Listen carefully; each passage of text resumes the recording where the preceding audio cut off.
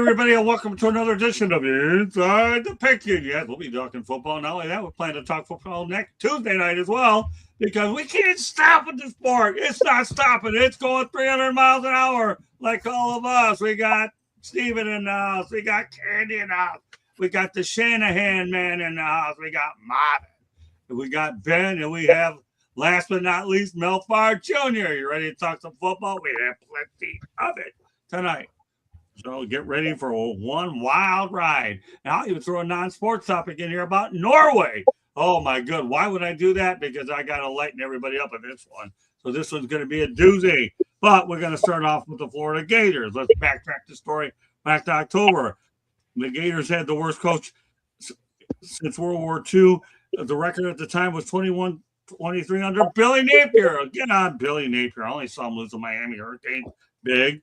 But is the worst of the Gators coaching search through 44 games in the modern era. Well, guess what?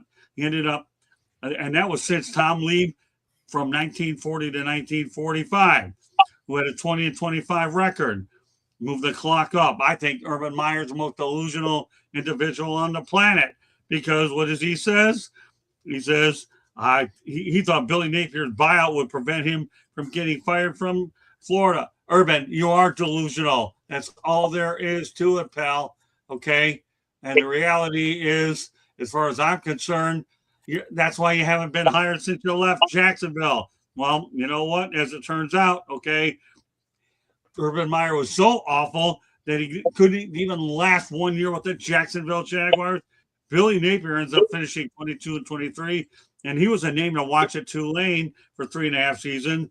And then on December 4th, he became a candidate for James Madison, known as Sunbelt Billy, for his success with the Louisiana, and he got hired. He was 40-12 with Louisiana. We'll bring it up to you, Stephen. This is where it all starts with Billy Napier, the worst coach in Florida history, but not bad in the Sunbelt. But I want your opinion of what you think of Urban Meyer. Garbage. I like that. Hashtag it. I got to put garbage on there. That's it. Okay. What else? What else? That's all I can sit there and say. Listen, he couldn't make it a whole season down there in Jacksonville, and look where the Jaguars are today. I think they're in an infinitely better spot, both as a roster and a coaching staff. Obviously what they've been to the playoffs 2 of the last 3 years. I know Ben's pretty hard on their Hollywood blonde they got there at quarterback, but they're in the playoffs this year. They're and looking a lot better. So getting the stench of Urban Meyer off them looks like all it really took. Candy, I have a hard time saying that a college coach that's won 3 national championships back in 6, 8, and 14. 3 Big Ten titles, 14, 17, and 18, 3 SEC East divisions, 2 Big Ten leader divisions, 3 Big Ten East divisions, that he's garbage. I mean, is he an NFL coach? No. But he's coached from 85 all the way to 18 in the college rankings. And then, yes, he tried to chat with the Jacksonville Jaguars. It did not work out well. But some coaches are meant for college. Some coaches are meant for NFL. My personal opinion.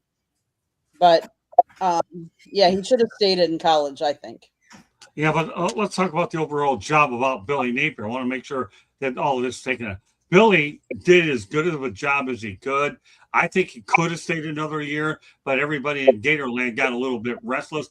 And we'll talk about the hire on a later date, but I wanted to focus on Urban Meyer and the way that Billy Napier left. So with that said, Candy, what are your thoughts on that? Napier could have stayed longer, but they want results, and that's what I'm going to say is they want results, and so he wasn't taking the program to where they thought he could, and so they wanted to move on. Okay, Tommy. Hey, it's really hard to win in the modern college football. I don't know what his transfer portal situation was like, but there are plenty of coaches the winners in lower divisions and transition to more success at the football bowl. And play just as many who failed. I got to think John Summerall is going to do a good job there. But people thought Billy Napier was too. Yeah, I think John Summerall did good. We'll talk about him at a later date too. Marvin? Yeah, you can't put Billy Napier and Urban Meyer in the same conversation. Billy Napier, he did well at Louisiana. He was a good assistant coach under Saban. But at Florida, they have a standard. This was really established in the Spurrier days as a coach, just their dominance in the 90s. And then Urban Meyer came after that. And, all he did was win. Urban Meyer is one of the most successful college coaches in the history of the game. In regards to his transition to the NFL ain't for everybody. It's a different animal just because of the caliber of men you're dealing with. And you have to adjust, and you have to be a certain caliber of man to lead that room. And he just didn't get it. I don't think he really was mature enough, crazy as that sounds, to deal with grown men at the professional level. And it showed. I mean, you heard all the reports of how he was treating players and just policies and things he was doing. It's one thing to be a maverick, to be different, to be original, but there's a culture, in coaching, and that culture needs to be maintained. And he just wasn't really doing it. So Urban's the man in regards to college football, recruiting players, coaching players, winning big games. I mean, he's the man. Wasn't from a personal standpoint, I think he rubs a lot of people wrong. People have a lot to say about the players he brought into Florida and some of their off the field issues.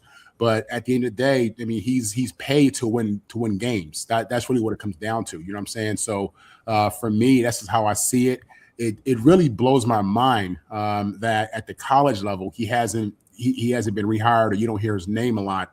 I know he took a bashing in the media, but the bottom line is he wins. That's it. Like, to me, he wins. So yeah, with Napier, he couldn't meet the standard at Florida. I don't know if he's that caliber coach. I mean, obviously you get to the big time, you say you want that. You say you want those big jobs, but when you go for those big jobs, those schools have expectations. And for Napier, he just wasn't getting it done. Well, here's my thing though, Marvin. I am going to put Napier and Meyer in the same sentence, okay? Because Meyer makes a prediction that they can't get rid of him because of buyout, and guess what? They did. Yeah, but in that sense, I will. I'm not, as far as in terms of winning and losses. Yeah, let's face the reality. Billy Napier had an opportunity in the Southeastern Conference. It's not good enough for everybody, but the reality is this: Urban Meyer, to me, is a guy that you're telling me that Florida can't, because of buyout, they're not going to get rid of him. Now I can't. Yeah, I mean, listen, Scott, these schools are making, $200 million a year just in the athletic department. So it's not a matter of they couldn't. He just felt that they probably wouldn't. But man, listen, winning at these elite programs and these programs who've had elite status like Florida, right. I mean, it's real. The pressure is real. You know what I'm saying? And if you're not winning games, they're gonna find a way to get you out of there, and you see that everywhere. Well, yeah. Well, there's no doubt that they've gone through a lot of coaches. I mean, the only two coaches that have won championships are Steve Spurrier and Urban Meyer. Otherwise, everybody that followed was in trouble. Dan Mullen was pretty good, and he made out pretty well anyways by going where he'd gone after that. All right, Ben, you're the Gator here. What's your take on Napier, and what's your take on Meyer and the whole situation there? And John Summerall's the topic. We'll talk about it at a later date. I mean, Billy Napier, he went what? I'm looking at it right here, man. And what? I mean, you talk about 6-7, 5-7, 8-5, and 3-4. That's not gonna make it at a bad SEC school, let alone an elite. You're not gonna keep your job with that. I will say this about Billy Napier. Billy Napier's problem was not recruiting. He did not want to relinquish play calling. He is not a good play caller. We have seen it. We've seen it in year 1, year 2. The outlier year was year 3 when he went 8-5, but then you kind of showed your true colors, when you went 3-4. As far as like the situation with Urban Meyer, I think Urban Meyer loves the perception of the fact that his name was always going to come up when people want to talk about him getting another coaching job in college. But let me tell you something about Urban Meyer and Nick Saban. Both of them were pre-NIL. They don't want nothing to do with the NIL era. They don't want nothing to do with it. And the reason why I know they don't know what to do, because when there is no NIL, whatever they say goes. I am the strongest voice in the room. I am the most powerful person on these campuses. But since the players are making $3 and $4 million, I can't control that anymore. And I will just say this about Urban Meyer. When it comes to college football, Urban Meyer is football royalty. When it comes to the NFL, Urban Meyer might be the worst coach in NFL history. And look, two things to be true. Johnny Manziel was the man at Texas A&M, right? He had the whole world saying Johnny Football with the money sign. He lasted 2 years in the league. So just because I was the man in one spot, and you said to Marvin, Urban Meyer thought because of what he did. Let me tell you the most egregious thing Urban Meyer did, and I hope this wasn't true. I really hope this wasn't true. Number 97 number 97 used to be Aaron Donald when he played for the Rams. They said that Urban Meyer came to the locker room. They came to the meeting room and said, "Who's 97 for the Rams?" And the players thought he was lying. Like, is this a joke? And he was dead serious. He was like, "Who's this 97 dude?" And they was like, "You don't know who Aaron Donald is?" And they said, "Is he pretty good?" They should have fired him right then. And they thought he was trolling. I mean, the fact that Urban Meyer literally kicked the kicker. He kicked him. And the thing is, Chris Doyle, the tarnished, strength coach from Iowa, nobody would hire him but Urban Meyer. And I'm sorry, I love Tim Tebow. Tim Tebow is the homie, right? I played tight end. You brought Tim Tebow to play tight end? Tim Tebow didn't make it in the NFL as a QB. You gonna bring him into tight end? So it's just too many. Look, Billy Napier didn't make it. He got $20 million to leave. Marvin, Mel, we went about this football thing the wrong way, man. We were supposed to be coaches, man. Yeah. And the reason why is this. Let me tell you something. You know what type of fake tears I got to have when I'm getting $20 million to leave? I got to come to this press conference and go, yeah, man. My wife is like, come on, the plane is on the clip. I gotta go. Love y'all. I wish it worked out. But come on, man. You can only listen. You talk about a guy in Billy Napier got $20 million to leave. Jimbo Fisher got $54 million. So I'm sorry. I'm not going to feel sorry for a head coach that got $20 million to not become the head coach of JMU and then to go on there and now he's going to hire an offensive coordinator. Let me tell you something. I don't believe in violence. But if I see Billy Napier, I'm going to make sure I go by the nearest CVS and Walgreens and I'm going to get the most baby powder I can get and I'm going to slap the hell out of Billy Napier. Now you want to get an OC? You want to get an OC at JMU? Yeah. Come on. Listen, Billy, you living your life, man. You got 20. He's getting $20 million to leave. Where do I sign up for that? I want to sign up to do that. I'm just saying. I like that. I'll tell you, Ben, it was worth waiting a week for you to get that out of your system. Let me tell you, that's why I opened it up with it, Ben. Okay, go ahead, Mel. Yeah, I mean, everybody's really kind of hit on it. There's really not much left to say on this subject. Like Ben said, two things can be true. I mean, Urban Meyer can be a lousy person, but as far as a head football coach on the college level, like he said, he's royalty. I mean, he did great things in college. He's not an NFL coach. That same type of stuff that he did in college won't work with grown men, and it didn't work. And then, obviously there were some behaviors that he had that we didn't know about that reared their ugly heads once he got to the NFL. It's not a sometime deal. It's an all the time deal. You are always the head football coach of the Jacksonville Jaguars. I mean, you can't be in a bar fondling women, getting a little, getting lit and all that kind of stuff and acting all kind of crazy because you represent more than just yourself. You're representing the Jacksonville Jaguars and everybody in that organization. So Urban Meyer left him no choice but to get rid of him. But that doesn't make him a bad college football coach. A lot of guys went to the NFL and didn't succeed. Steve Spurrier went to the NFL and it didn't work out for him. But he wanted to try his hand at it. He wanted to see if he could excel at that level. And then he came back to college and he went to South Carolina and stayed there for a long time and did a lot of great things. Billy Napier, he came into a very difficult situation. He's following two legends. That's very difficult to do. It's a very difficult situation to be in. He wanted the challenge. He accepted the challenge. And, it's a results-oriented business. They're paying him to do a job. They paid him for results. Those results never showed up. And so, they showed him the door and gave him a handsome check to walk away. Now, he's at JMU, and I'm sure he'll do great things down there where the pressure is not so high. I mean, there's a lot of pressure. I mean, Ben talks about, we chose the wrong profession. When I remember, when I was in college, coaches weren't making that kind of money, and their job security was a lot better than what it is right now. Guys got fired, but they weren't getting fired the way guys get fired now because of expectation. So it's a pressure cooker that these guys are in. You're at those big time programs, and everybody that writes a check feels that they have a say and has a say in whether or not you get to keep your job or not.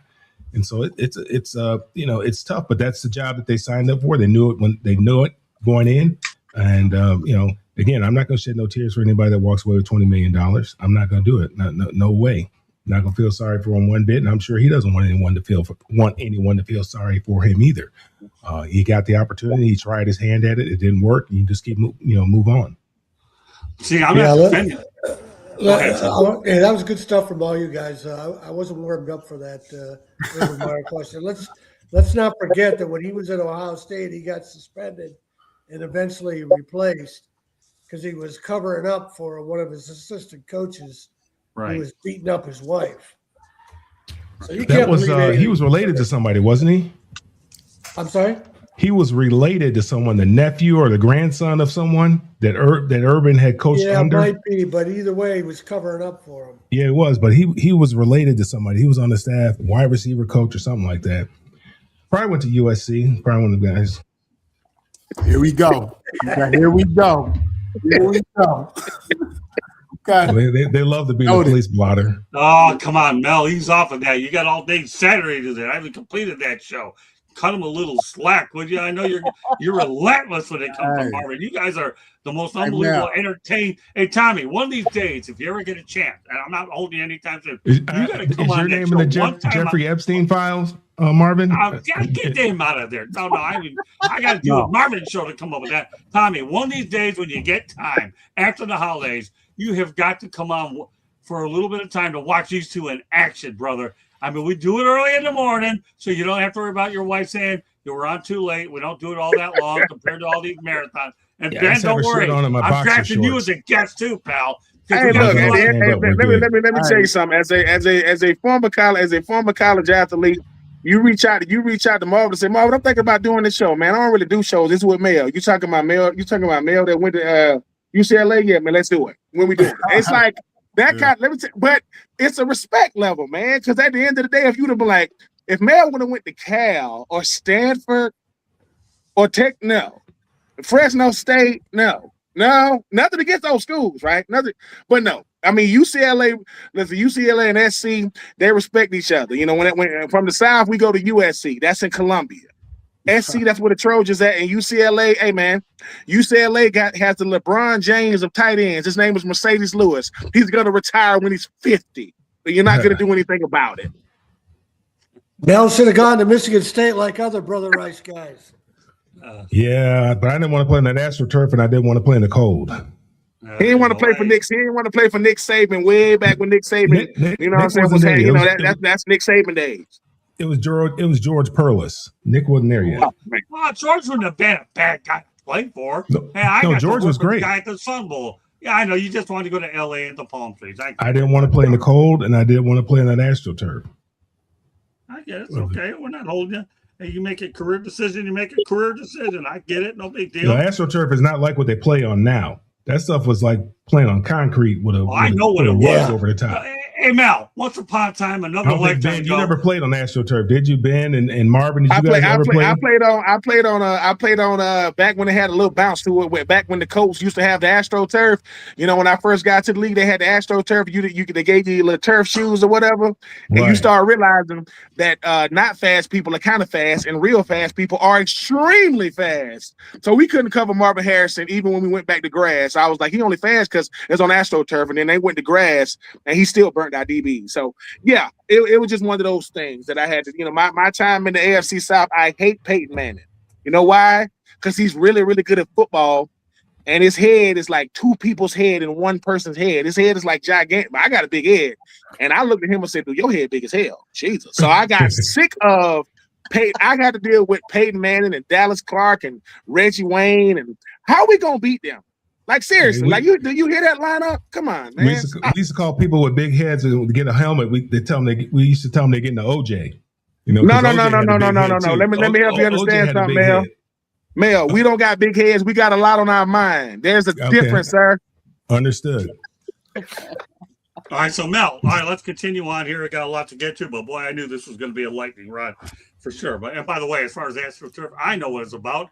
I covered Lions games over at the Pontiac Silverdome, and I knew it for you. Huh? It's terrible. Yeah, I know. And I went to the Hubert H. Humphrey Metrodome, and they had the same thing. I had my knees drained later that week because I had fluid in them because I had my hiking boots got caught up on that stupid turf, and then I was at my orthopedic after that a few days later. And I'm a writer, for God's sake. I'm not an athlete, but I still got busted up in the same place. Billy Jim got busted up. Go to show you, everybody. People, there we go. All right, so let's talk about the Michigan Wolverines, okay? One of Mel's favorite teams. Obviously, we know they fired Sharon Moore. I'm just going to list out 10 candidates. This is a fluid situation, and we don't have to spend all night on it. And some of them have already made decisions to do everything what we need to do. And I don't know who we lost and who we will lose and whatever the case may be. But abracadabra, alakazam, somebody will be back before it's all said and done. What's that? We lost Steven. Oh, Steven. Okay. Oh, that's okay. It's college. He probably has to take care of his mom anyways at this time. No big deal. All right, but at any rate, we'll talk about the candidates for the Michigan job. They're talking about Sharon Moore being fired. John Harbaugh's name has been listed. Kalen DeBoer has been listed. Brian Kelly was on the preliminary list. Kalani State was on there. Jesse Minter's on there. Brian DeBoer, Jed Fish out of Washington. Jason Eck out of New Mexico has done a really good job out there. Lance Leopold of Kansas. Jake Dickert of Wake Forest. And my sleeper is actually going to be Kyle Whittingham out of the University of Utah, who actually was there 21 years. I think Kyle Dillingham, to me, is one of those guys who, to me, is just an unbelievable coach. Candy, I'm going to ask you just an idea. Give me your top two possibilities you think should get the Michigan job off this list. It's a fluid list. I would say Leopold would be a smart hire. I don't know that they're smart enough to hire him, though. And give me one more. Give me some of the names again. Yeah, no problem. I'll go out there. We started off with John Harbaugh. I don't think that'll ever happen. Another Harbaugh. Kalen DeBoer, that's out there. And he's obviously with Alabama. Brian Kelly, well, he's out there. And then we talked about Kalani State, BYU. Jesse Mentor, former Harbaugh assistant there with the Chargers. And then Brian Dable, Jed Fish, Jason Eck, Lance Leopold. You already mentioned Jake Dickert. And of course, there's Kyle Whittingham. All right, give me one more. The other one that was the former assistant that's out in LA now. Jesse Mentor? Okay. Yeah. All right. Ben, give me a couple. Maybe I'll even take three from you. Listen, I hope to God they get Chip Kelly. Woo! I hope they get Chip Kelly so bad. Because I don't get it. I don't get this Chip Kelly stuff. No, Brian. Did you say Chip? I thought you said Chip Kelly. I thought it said Brian, but it's Brian Kelly. Oh, it's Brian Kelly. Chip Kelly. I don't want to have a heart attack. I have to build yours and Marvin shows. I will say this. Okay.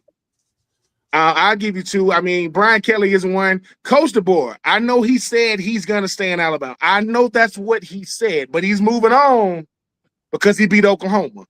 Until they sign a Michigan head coach, I think it's going to be Coach DeBoer because he wants to be at Alabama, but it's a different type of pressure in Tuscaloosa. He like, dude, this stuff is crazy. I think he's going to go to Michigan because Michigan's going to make him tell us no. And I think for Michigan, they want to be able to show it's something about a big brand that can snatch another coach from a current big brand. They want to do stuff like that. So I like Brian Kelly, but I think Coach DeBoer, until he's not the Michigan head coach, I think he's going to be a top candidate, him and Brian Kelly. Yeah, I like those two. All right, Mel, what do you think? Yeah, I haven't really thought about it. And the fact that they haven't named a coach, and I think I read an article this week that they want to name a coach before the new year. I think by December 31st, I think Right, by the Warren bowl Manuel game, wants correct. to name a coach. Kalen DeBoer, I think probably, if they had lost that first game, maybe, it might have been a possibility. I don't know. I know he's coming out saying all the right stuff, saying that he's happy where he is. But they need to make a big hire here. And to be honest with you, I haven't thought much about it. I know they get coach from Arizona State, I believe. I think they just redid his contract and gave him a little bit more money, added some years onto it. I don't know where they go. I really don't.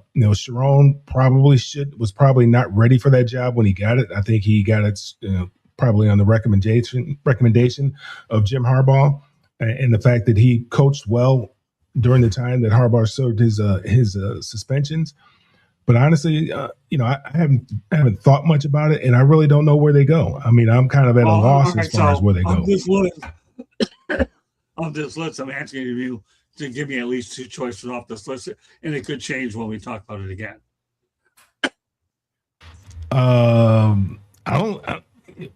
Even the people that are on the list, I haven't looked enough into it to be able to say, yeah, that's probably, it'd be a good hire. With Brian Kelly, would they hire Brian Kelly? Probably. I think his Midwestern roots probably work a little bit better up that way as opposed to down there in Louisiana. So that would probably be a good fit. But I think just the way that things transpired and ended down in Louisiana, just at LSU, just may make it a little bit difficult to hire him right now, where he might need to sit out for a little bit before he gets hired at a big time program like that, like a Michigan. And the fact that he left Notre Dame for LSU, that might rub people the wrong way, and athletic director the wrong way. I mean, it would rub me the wrong way if I'm looking at hiring him. So but probably out of the list, he's probably the name that would, I would say is the most likely. I give you one more. Your list was long, and my memory is short. Well, I'm long-winded. Those two things don't work. Those two things don't go together well. That's okay. Don't worry about it. You'll overcome it like you do everything else. You got Kalen DeBoer out there. You have Jesse Minter, Ryan Daboll. Jed Fish has done a good job at Washington. I think Jesse Minter is interesting. He's been there before, right? He's coached at Michigan before. He was there with Harbaugh. Yeah, I think that's an interesting. Name. So I would go with Kelly and Minter. Okay, good enough. All right, Tommy. Well, another name that surfaced recently is Jeff Brom in Louisville. But I will say this about two guys like Brom and DeBoer, who are great coaches. DeBoer, if I were DeBoer, I'd want to get out of Alabama because their fans are crazy. But I would say this about taking the Michigan job. Their athletic director is probably eventually going to get fired because they've had so many scandals in so many sports at that school. They have an interim president that has been there for quite a while. They haven't found a new president.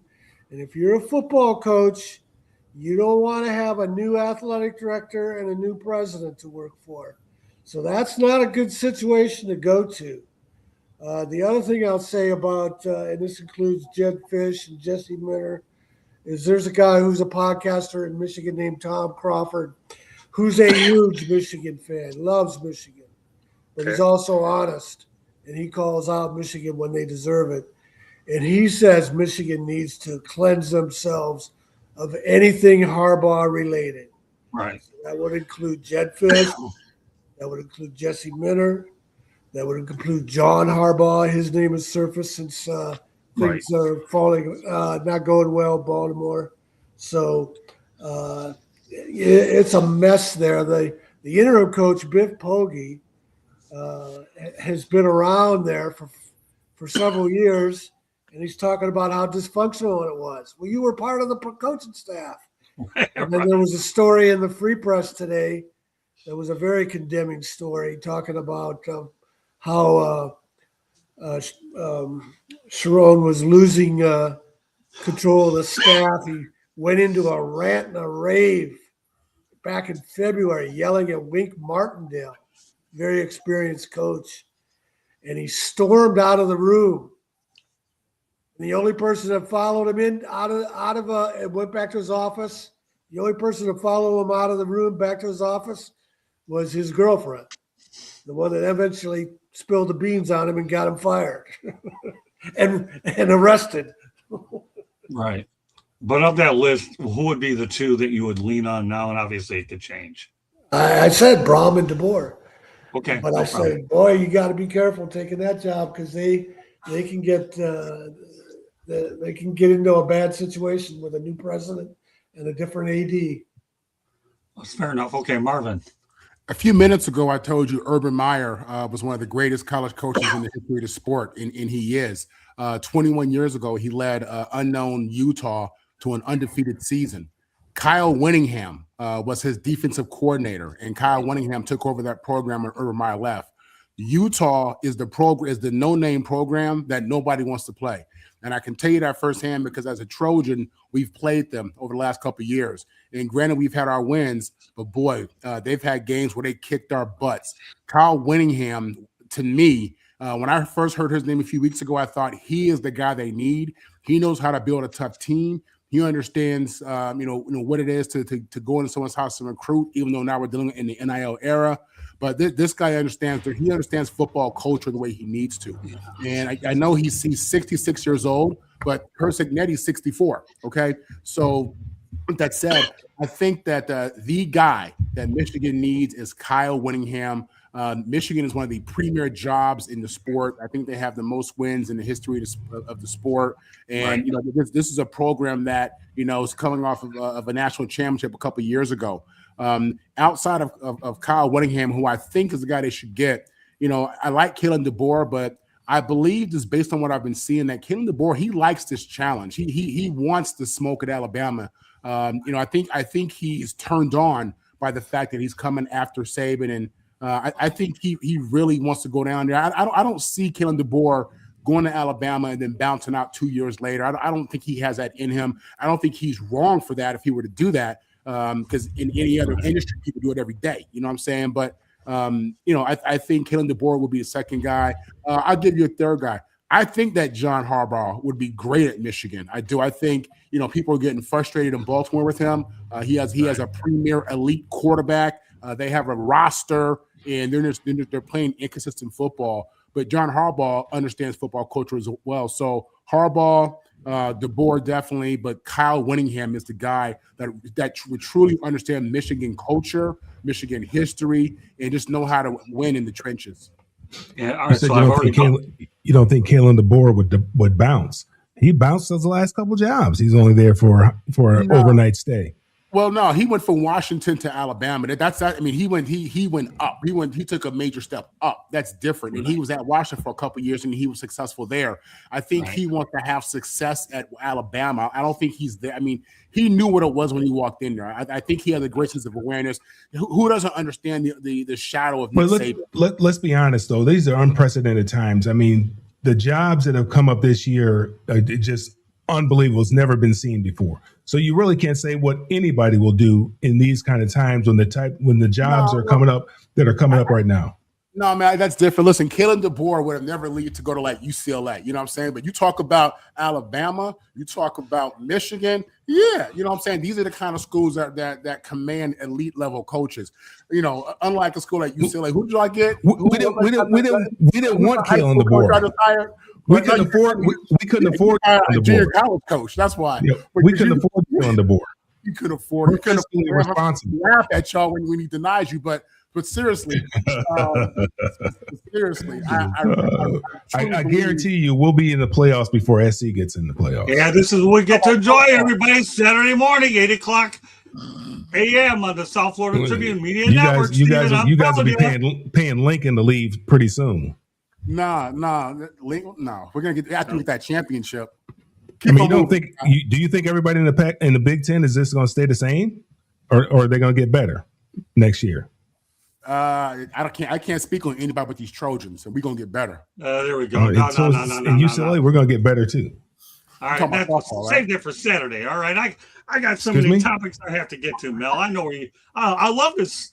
I love this Saturday stuff on Tuesday night. It just allows me to promote it way better. Okay, Ben, and I think Mel got your 2 cents in on this topic. I'll give you mine. Kyle Whittingham is an obvious choice because of what he's done at Utah, number one. But the guy that I like is actually Lance Leipold. And I'll tell you why I like Lance Leipold, because number one, this guy won 6 championships over at the University of Wisconsin Whitewater, and he's done a decent job over at Kansas. He'd be my dark horse. Whittingham, number one. Leipold would be number 2. Don't sell Lance Leipold short. He even turned the University of Buffalo around, for God's sake. The Buffalo Bulls, I think they call them. So this guy, if you can turn them around, you're doing good. I'm not talking about the Bills. I'm talking about the Bulls. That's what I am. Of course, some of the people. Even my buddy Scott Solid knows I'm a Bull. All you have to do is ask Marvin, and he's been on the. He's watched me in action with this guy. So the Buffalo Bulls. So Lance Leipold's a guy I like. But if I were going to be a betting man on this one, I personally think Kyle Whittingham's the best one. He's available. He's looking for a job. I played with Kyle Whittingham. I played with Kyle, and his dad coached us at the Rams, Fred Whittingham. His dad was a linebackers coach. But he left, and he's available, and he ran a program for 21 years going by Urban Meyer. I mean, if Michigan doesn't bring him in, they're delusional. That's an automatic. I think his name has to be on the list. You at least have to call him. I think. I mean, whether or not he'd say yes or no. Yeah, no question about it. You got to call Kyle. The guy's available. You don't have to poach him anywhere. He's there. Give him a call. Ward Manuel, although you'll be there anyway, but that's beside the point. We brought that up. Great stuff. I love this topic. So you know what? I loved it so much. Hang in there, Stephen. We'll get to pro stuff. I love the fact that you can just watch this stuff here anyway and watch us all go at it. Because I'll tell you, Stephen Reichel is my brother from another mother, and all he does is do some of the dirty work during the day.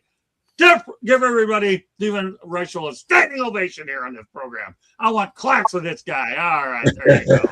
There you go. All right, Stephen. So don't clap on this topic because you probably don't know anything about this one either, but we got to talk about domination in college football. And we're going to talk about Ferris State, which dominated this season, won back-to-back national championships, and are riding a 30-game winning streak, plus 538 points is what their point differential is. 118 total touchdowns in 16 games, an average score of 53-19, 520 yards per game, 42 takeaways, and 12. And you have obviously 12.61 per game, obviously. And when you look at 16-0 and back-to-back national championships, I'll tell you what, let's hand it to Ferris State. Steven, you want to say anything? You want to defer? That's up to you. All right, good. All right, good stuff. I like nonverbal behavior like that. Don't worry, Steve. We'll keep you involved. I appreciate you, Earl Kinsey. You are the BEST and go 48-point. Candy, some thoughts about the domination of Fresno State. Fresno State. Ferris State. I thought you said Ferris State, Scott. I thought I said Ferris State. That's okay. It's Ferris State, people. Correct me if I'm wrong. I don't know. I'm having such a big day between Toastmasters and this. And it is Ferris State, people. I'm in the wrong time zone, but it's Ferris State. They are dominant, 12.61 takeaways a game. My gosh, whatever those numbers are. They've won 2.61 games. 4 Division II National Football Championships, 21, 22, 24, and 25. And the 2018 team also advanced to the Division II National Championship, losing by 2 points to Valdosta State. In 13 seasons under head coach Tony Annese, the Bulldogs have compiled 153-21 record and have been ranked among the top 10 Division II teams every year since 2015. Man, that doesn't speak volumes about your coach and, the job he's doing. Excellent. I mean, if I were one of your Division I schools, I'd be looking at this coach and saying, why not try him out? But he is at Ferris State. The first season that Ferris State played, do you know when it was, Scott? Go ahead, Candy. 1900, 125 years ago. And they play in Big Rapids, Michigan at Top Taggart Field, which only has a stadium capacity of 6,200. What do you think, Tommy? Hey, I'm giving you college football, but we're talking Ferris State, Big Rapids, buddy. Ferris State is in my hometown, Big Rapids. I could go on and on about this one. When I was a kid, the great player was Willie Boyer, who got a shot with the Cincinnati Bengals, who was also a NAIA track champion. They were NAIA at the time. But Tony Anesi has the coach. He's got a record of turning out not only winning teams, but NFL players. One of the Dolphins' best defensive players is from Ferris State. He recently signed a big contract. We all know about Trinidad Chambliss transferring from Ferris after he won the NCAA Division II title last year to Ole Miss.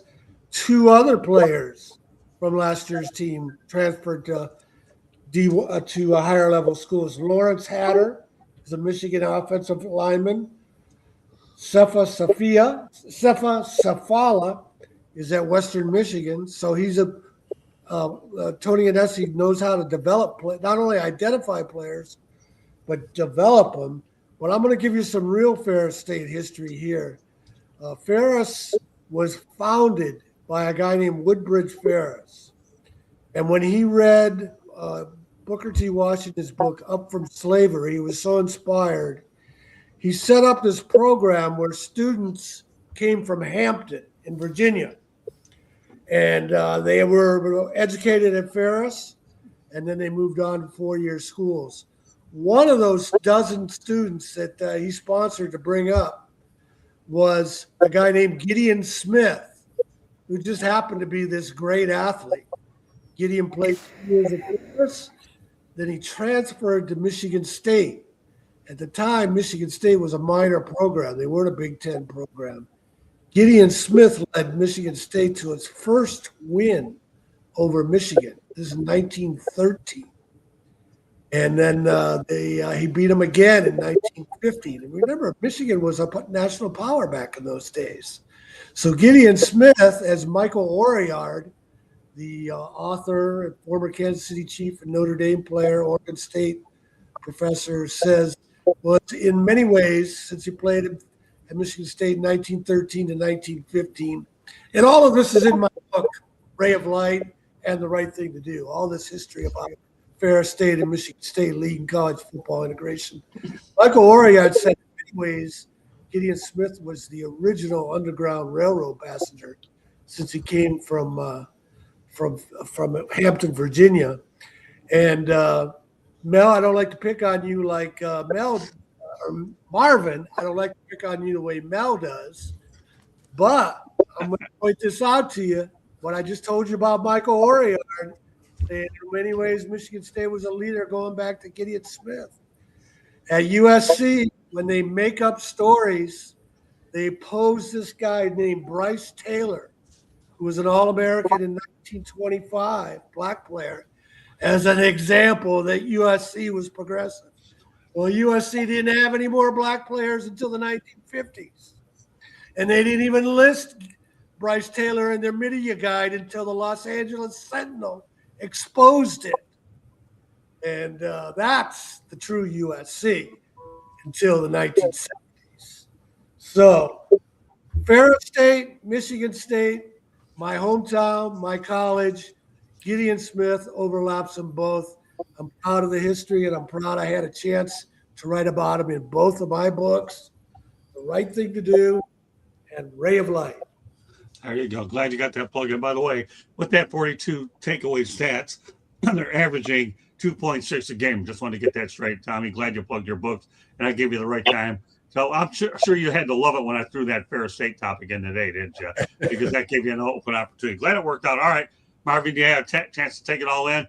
Ferris State, king of Division II, and they got some streak going, and they got a lot of numbers to back what they're doing. I know Ben's salivating at this. And by the way, thank you very much for the kind of words, Earl Kinsey. You are, as Jimmy Walker would say, dynamite. All right, there you go. All right, anyway, good times, just so you know. All right, good times here on the show. Also, we'll go to a station break a little while right now. We're just getting rolling with some heavy hitting topics. Stephen Rice was doing an incredible job observing, learning a little bit about college football before I graduate to the pro. Marvin, some thoughts about Ferris State. Yeah, let me stand on business first. Tom, you take any more shots in my school, I'm gonna put you on the Mel Farr Jr. list. Okay, you don't want that smoke. I'm gonna tell you that right now. You don't want that smoke. He was just stating facts, Marvin. He was just stating facts. He was stating facts. Listen, if you look at some of the best players in high school football, see where all the talent comes from. We're talking about California, Texas, Florida, Georgia, Louisiana. That's really where they're coming from, right? You look at Ferris State's roster, half of their team is from California or Florida. All right. Additionally, you have to think that a program like that has had success in this transfer portal era, where these players are being, I'm gonna say kicked out of the school, but when these schools are now doing evaluations and telling players, hey, you might not, have a spot here next year. You might not. These players are bouncing down. You know what I'm saying? And I would bet you on their roster they have quite a few players that come from, G5, G4, these bigger schools. So listen, you get a program that has some history. You get a chance to get some elite talent from some of these bigger schools. You're going to have that kind of success, and this is where you see the transfer portal not only benefiting the big teams, the big schools, but the small schools too. Yeah, I mean, it's an incredible story there, Ben. And I'm sure you have to love these stories when you talk about a Ferris State Division II hidden gem. You only imagine how many pro spots that are going to come out of that. I know Ferris State. Ferris State owes everything they got to Valdosta State. They said that Ferris State has 4 natives in D2. Who are they tied with? Valdosta State. When they lost the national championship in 2018, who they lost to? Valdosta State. So look, I'm happy that Ferris State is doing it, Tom, but Valdosta State been here now. They've been here a long time, and you know it. So when I said Ferris State, I said, what if I known that name before? Oh yeah.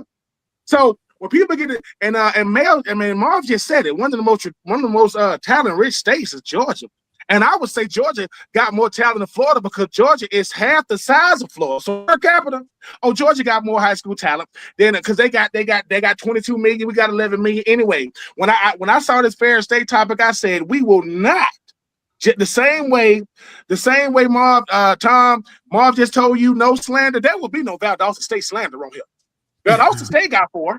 They just been there. They did it with Coach Dean and Coach Hatcher and Kerwin Bell. They did it with different coaches. Love what Ferris State is doing, but Valdosta State trophies got they got cobwebs on them because they've been there that long. They've been there a long time. But I love what Ferris State is doing. I ain't taking nothing away from them.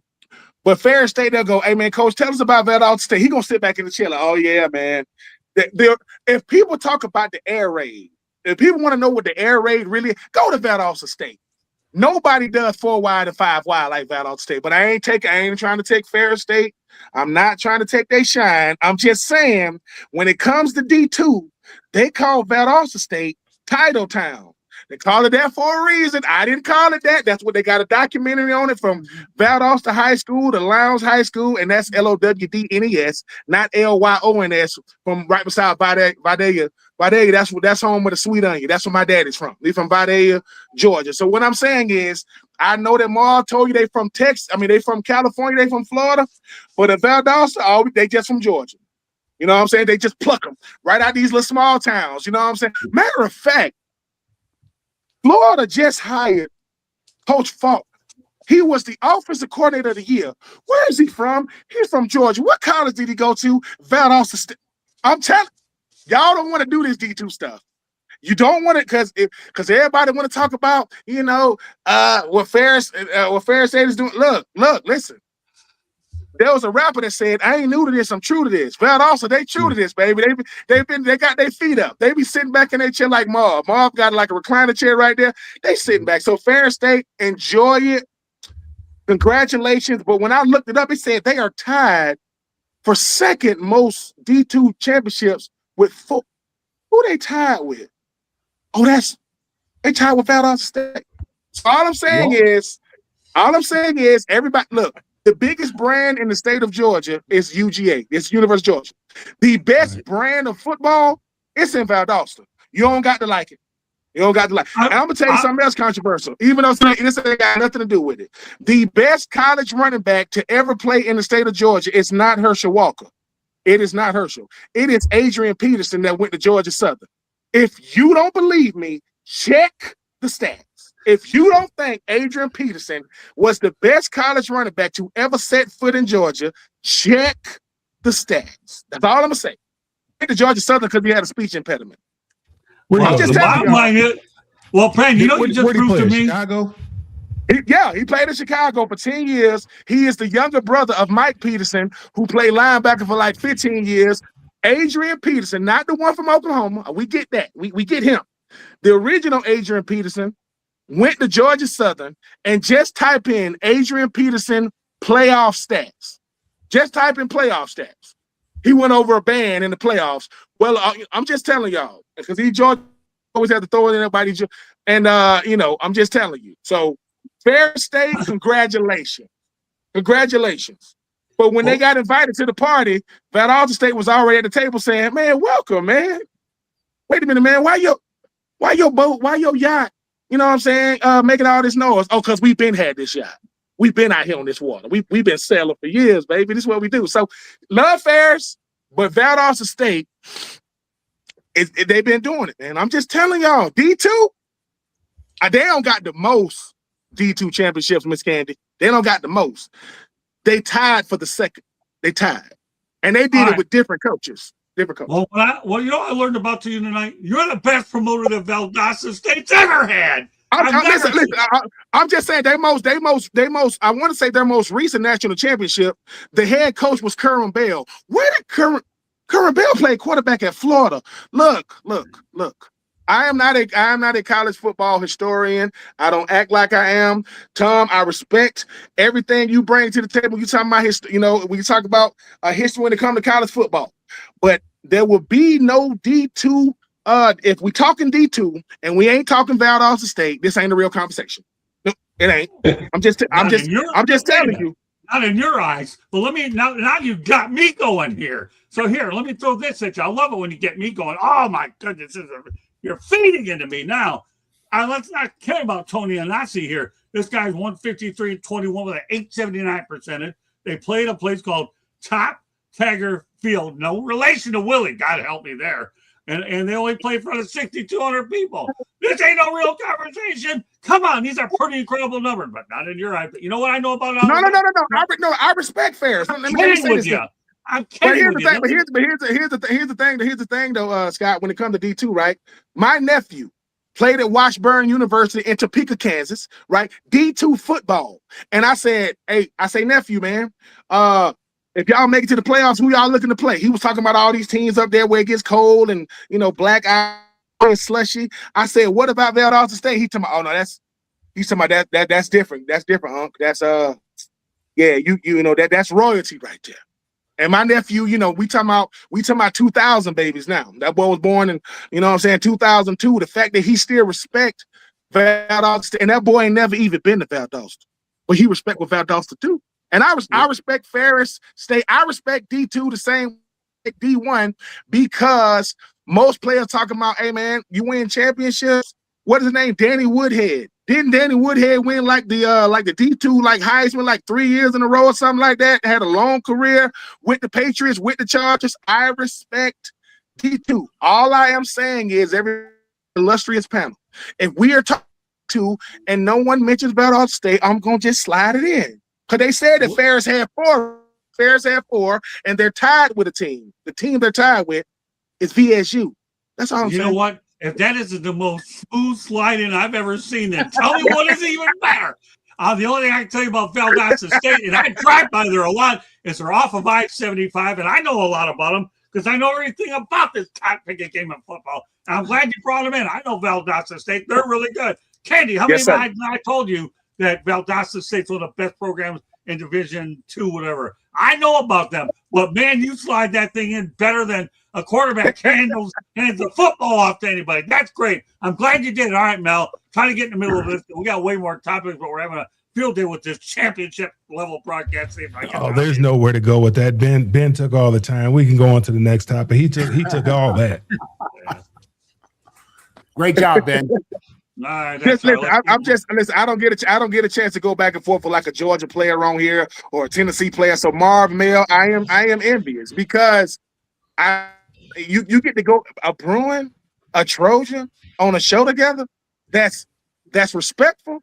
man, that's must-see TV, man. There's somebody out there, you know what I'm saying? I mean, they got to talk about Northwestern football or something. Or they got to talk about, you know what I'm saying, like football that no one cares about. You talking about the Bruins, you talking about the Trojans. I played with guys that played at both teams, and they would always say the same thing. They'd say, who got the best weather than us, Troop? I said, well, you know what I mean? He's like, we don't pay no taxes. He said, SC players take pay cuts when they go to the league, baby. It's way for NIL. So that's a different topic for a different day. Hey, it is what it is, baby. It is what it is. All right, Reggie Bush should have never got his Heisman taken. Don't worry, Steve. I'm saving your energy, especially for the second hour, but we have to get this college football nugget out there. Ole Miss is expected to earn at least $74 million in Oxford when they whipped Tulane 41-10 on Saturday. That's a boatload of cash and a nice win for them. Steven, you want to defer? Or do you want to comment on this one? What was that again? Yeah, there you go. That's his answer. Okay.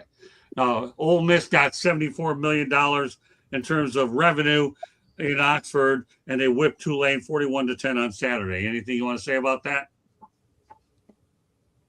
Let's go, Ole Miss. Okay.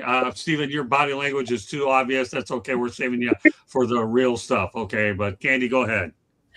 You know, Ole Miss without their coach still managed to do that kind of damage to Tulane. Kudos to them. I mean, let's face it. Why do they have a football program? To make money. Hey, making $74 million. Kudos to them. That's great for them. Tommy? I'm going to go back to Trinidad Chambliss, the Fair State transfer, Ole Miss quarterback, throwing for 300 yards every game. And Lane Kiffin should have to send some of his LSU money to him, because if Ole Miss had such a big year, he might not have been such a hot topic. Another thing I want to add about Ole Miss is Trevor Maddich on ESPN did a real interesting thing. And this wasn't long after Lane Kiffin. All right, I know he's a good coach. I don't like the guy personally. He said he made some comment about how Trinidad Chambliss had to stop doing this Division II crap. Well, Trevor Maddich showed some highlights of Trinidad Chambliss, where he said, well, you know, once you get to Division I level, you're not supposed to be throwing without both feet on the ground. And then he showed a highlight of Trinidad Chambliss doing it. And then he showed the continuation of the play, which was a perfect pass for a long touchdown pass to beat the defender. And then there was another similar example he did for that. I don't know if Ole Miss is where they are without Trinidad Chambliss. I don't know if Lane Kiffin is where he's at without Trinidad Chambliss. Marvin? Listen, I don't think people are really paying attention to how much money these young athletes, these young football players are generating for these universities. It blows my mind that anybody in the world had a problem with these boys getting a cut through NIL. Unreal, $74 million, you know, for one game. Listen, this is the business, man. I mean, we are in college football. These athletes, elite level athletes, these elite level universities are in high demand. People are paying. I mean, collectively, these schools are making hundreds of millions of dollars a year. So, listen, I think it's great for business, great for the schools, great for the kids. You know, Ole Miss is, you know, their kids, you know, they unfortunately are going through this situation where their coach took off, and I don't blame Lane. It's more of a calendar issue. But yeah, man, this is big business, you know. And y'all talking about, you know, these schools don't have the money to fire their coach. Yes, they do, and they do. So. Yeah, this is what it is, man. You know, people right now in the digital age, you know, we have more information. People are getting more information about the reality of the business, man. And these Power 4 schools, if you're in the Big Ten, SEC, man, you are making buku bucks. Dan? Yeah, and I mean, you see why a guy like Greg Sankey is probably the most powerful man in college football, being the commissioner of the SEC, because you were having having so many teams in the college football playoff. He's saying, look at how much money these teams are going to get. I mean, the University of Florida went to the national championship in basketball. That benefited the entire SEC in basketball, how much money they're going to get. So, I mean, Marvin makes the greatest point. It's about money. And the SEC is going to find a way to get that money. They're going to find a way to get it in football, through college football playoff. They're going to find a way to do it in the NCAA tournament in basketball. So, yeah, I mean, if you are a guy like Lane Kiffin, and you see Lane Kiffin is good for business. Even if he hasn't won anything yet, LSU goes, man, I see what this dude has the potential to do. And you get hired for two reasons, for winning on the field and generating revenue off the field. And he's going to find a way to do both. So, yeah, it's crazy that you get that much money for the first of the college football player. That's just the first round, and you get the money. So, yeah, I'm not surprised. It's just you see why the college football playoff is what it is. But I piggyback on what Miss Candy said. It was such a hard road for them. God dang, having to play a team like Tulane. God dog, I think that game plan had to be different, right? God dang, like how was Ole Miss gonna beat Tulane? Oh, that's right. They had already beat them in the regular season.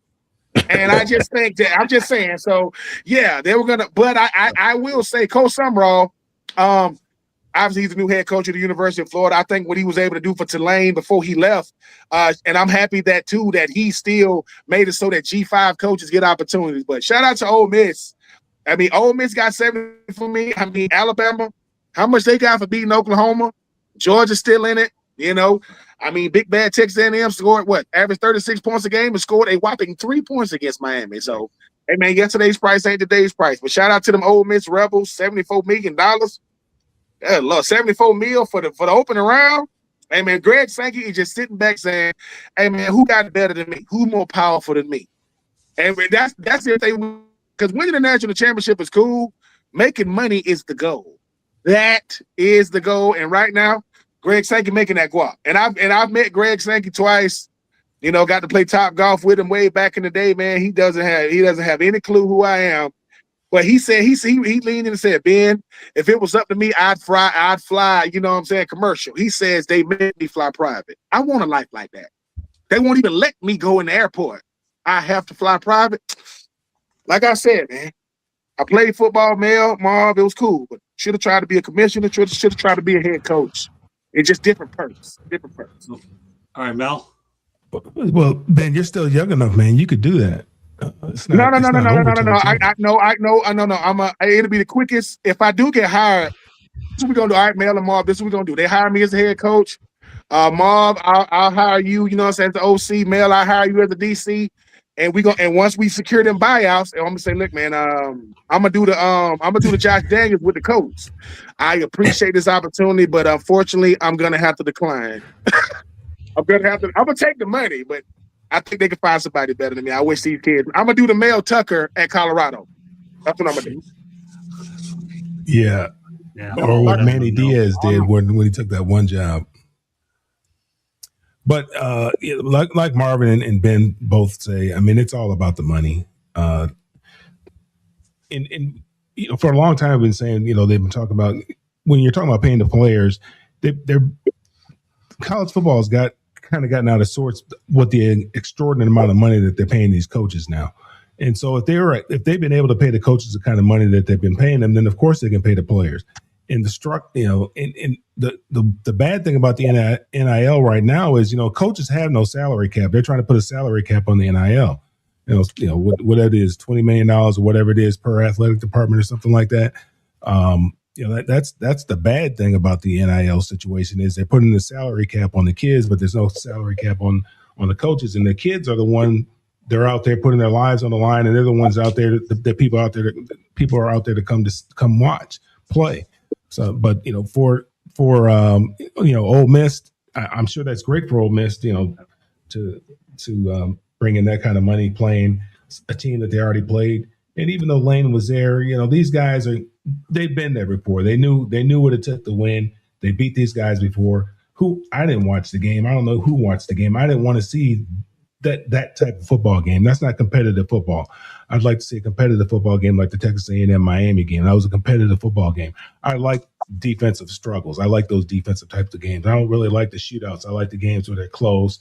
You're sitting on pins and needles the whole game because you just know one mistake here or one big play there could be the difference in the game. Kind of like Indiana and Ohio State in the Big Ten championship game. But kudos to Ole Miss for getting that money. I mean, that's what it's all about. It's all about getting that money. That's why they set it up the way that they set it up, is to make the most amount of money. All right, we're going to go rapid fire on this next topic. Stephen, you might be able to get involved, and we'll go with our featured topic of the night before Ben has to depart around 10 or so. So we'll go here. Rapid fire on the next one. Coach DeSean Jackson's been named DeSean Jackson, the name HBC Coach of the Year. Obviously, Stephen, you can get involved with DeSean Jackson. What are your thoughts about him earning this accolade? Not just that he was Coach of the Year, that Delaware State is, I think, as of either yesterday or today, extended him for the next 3 years as well. So, one thing's for sure: the Deion Sanders effect is in full swing. You have DeSean Jackson, you have Michael Vick at Norfolk State, you have Marshall Falk now. HBCU schools are going to continue to develop and show their relevance that they deserve just as much of the accolades as most of your top dog NCAA schools. So really happy for DeSean for getting this. I'm sure not a lot of people were expecting this much out of him, but like when you triple your team's win total over the last 3 years in one season, you can't ignore that. So DeSean's going to continue to excel there. He's going to continue to, bring a special brand of football to the Delaware State, and I'm looking forward to seeing. Hopefully, we get to see that annual rematch of him and Mike Vick and Norfolk State in Lincoln Financial Field, because they did great numbers when they did that at the end of October. We may actually address that later on. But great point, Stephen. Candy. Kudos to him, record 8-4, but way to transition from player to coach and then to have success, because not all of them are going to be successful. So kudos to him. Ben, I'd like to see you as a coach. Come on now. I just told you, Miss Candy, if the money's right and the buyout is right, I'll definitely consider it. I have too much of a respect for the craft of coaching, and Marvin Mail can attest to this. You have to have a very, very supportive spouse, and you have to get used to not being at home. And as a player, I respected it. But as a coach, I can say this. I don't love football that much to break it down. Won a game, lost a game. I'm on the plane breaking it down. Look, I care too much about winning, and I suffer too much when I lose. So, like I said, I'll take the money, but I don't, and I'm not a cat that's all about my bread. It's just the fact that coach, you see how much coaches age in a year? I'm talking about the ones that's winning. I ain't even talking about the ones that's losing. So, nah, man. I mean, and here's the thing too, man. I don't know. I know it's 2025. Ain't nobody gonna be walking up on me on the street telling my coach, "What's up, man? You better back up, bro." Like, hey, don't get it twisted, homie. Like we ain't, and I ain't trying to fight, but I don't need and. This stuff that I hear about people's spouses getting threats, no, we ain't do. It's a game, bro, and I want to win it. My wife coming to crib talking about the neighbor was over here talking trash, and he a Georgia fan. He getting knocked the hell out, straight like that. We playing that. No. I respect it too much, Miss Candy, and at the same time, I think coaching have to hit you earlier. Trying to catch on to coaching later with these kids now and how they be talking. Nah, but listen, for every great football player, you got to deal with a DK Metcalf. You got to deal with an Antonio Brown. You got to deal with a George Pickens. I'm God's still working on me. I can't deal with that. I'm just telling you that right now. Can't deal with that. That was great, Ben. There's a reason why you're a hit on this here. There's a reason why you got a shelter. And with Steven, you're a hit, man. I swear to God. You know how much I age doing this stuff more than you'll ever know, Ben, and I can show with all this great stuff. All right, but anyways, that's a set of mouthful. Follow that one, Mel. All right, what were we talking about again? DeSean Jackson. Coach of the Year. DeSean Jackson. Yeah, thank you. Yeah, that's great. And I think there was guys that were coaching the HBCUs, professional athletes that were coaching at HBCUs before Deion started doing it. Doug Williams did it down there at Grambling. He took over for the great Eddie Robinson. But there's been other players that hadn't been as notable as the Deion Sanders, But there's been other guys that have gone back to HBCUs. But Deion brought a lot of attention to HBCUs when he decided to make that decision. When he took that leap from high school and went to the HBCU, and he put the HBCUs on the map. I mean, they owe him a tremendous debt of gratitude for what the exposure that he's brought to the HBCUs, and I think it's great for HBCUs, and I think it's great that these players these great players that are going back to these HBCUs and dedicating themselves to the profession of coaching and trying to bring up the next generation of young men. Eddie George was at Tennessee State. He was Tennessee somewhere, I think it was, and he ended up getting the job at Bowling Green. He was at TSU. He was at TSU. Yep. Tennessee State. So he ended up going to the Bowling Green.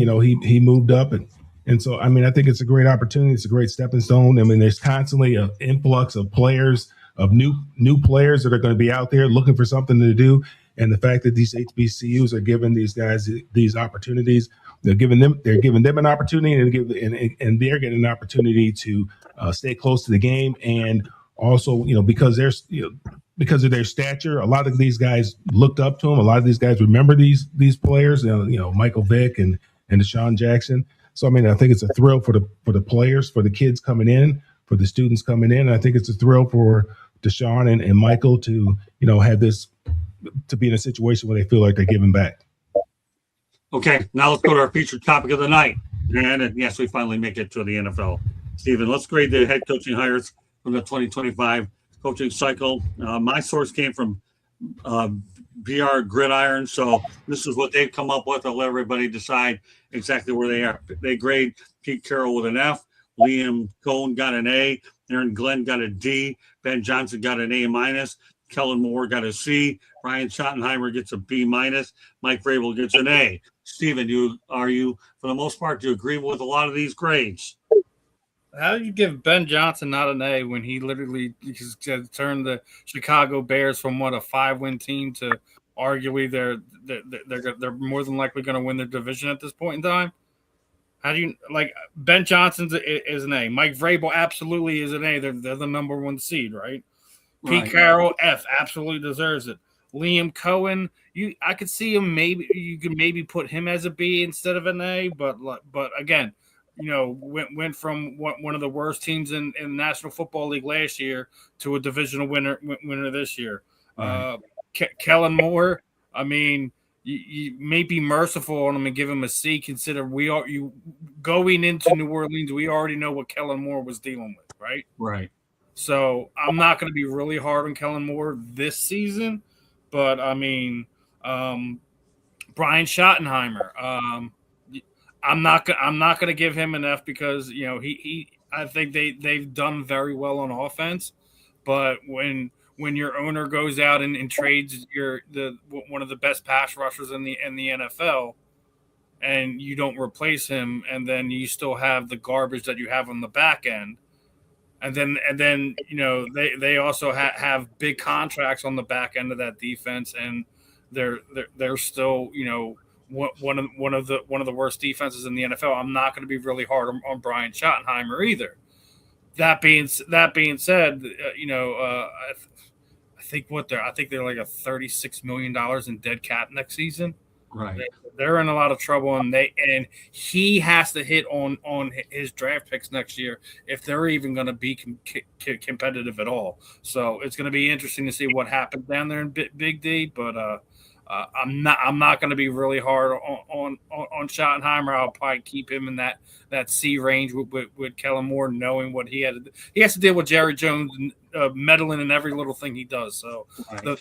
the fact that they were still competitive, knowing the injuries they had, knowing they have all the lights on them, I'm not going to be too hard on that. But Brian Johnson absolutely has to be an A+.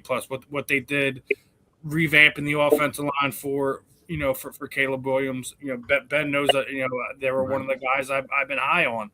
So, but Vrabel absolutely should be right there, and Liam Cohen. It should be interesting to see who's going to be the NFL Coach of the Year this year, because I think it should be from this group that we just mentioned.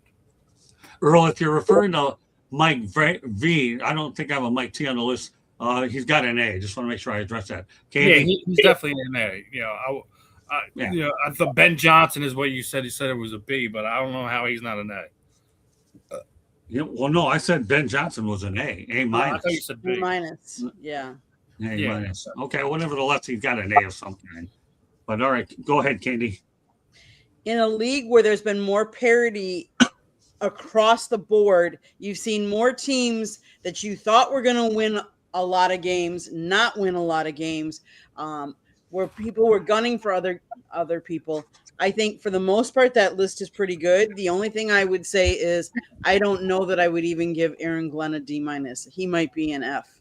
I'm sorry. I just don't have a single interception. A single defensive interception. No interception. They just don't look motivated. They're not gelling together.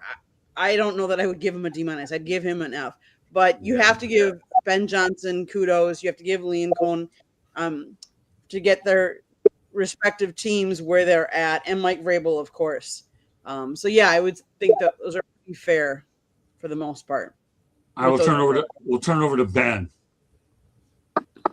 No, I mean, obviously Mike V getting an A plus. I think Liam Cohen, what he was able to do in year one with a guy like Trevor Lawrence, who everybody thought was, nobody can really fix him with the Doug Peterson situation, and what they're doing right now in Jacksonville is incredible. I think Brian Schottenheimer, I do agree with something that Steven said. I think he should get an A because he has to deal with so much more than the team.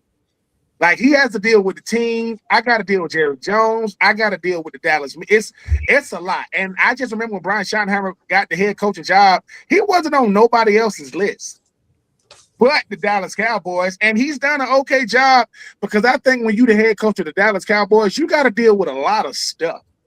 Brian Schottenheimer is popular for being the head coach of the Dallas Cowboys and having to manage that circus down there. And I think he did a good job.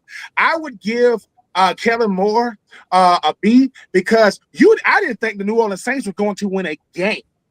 They beat the NFC South leading Panthers twice. They beat them twice this season, and they're going to be the worst in the division, but they don't play like bottom feeders. They play really, really competitive football. I mean, Tyler Shuck.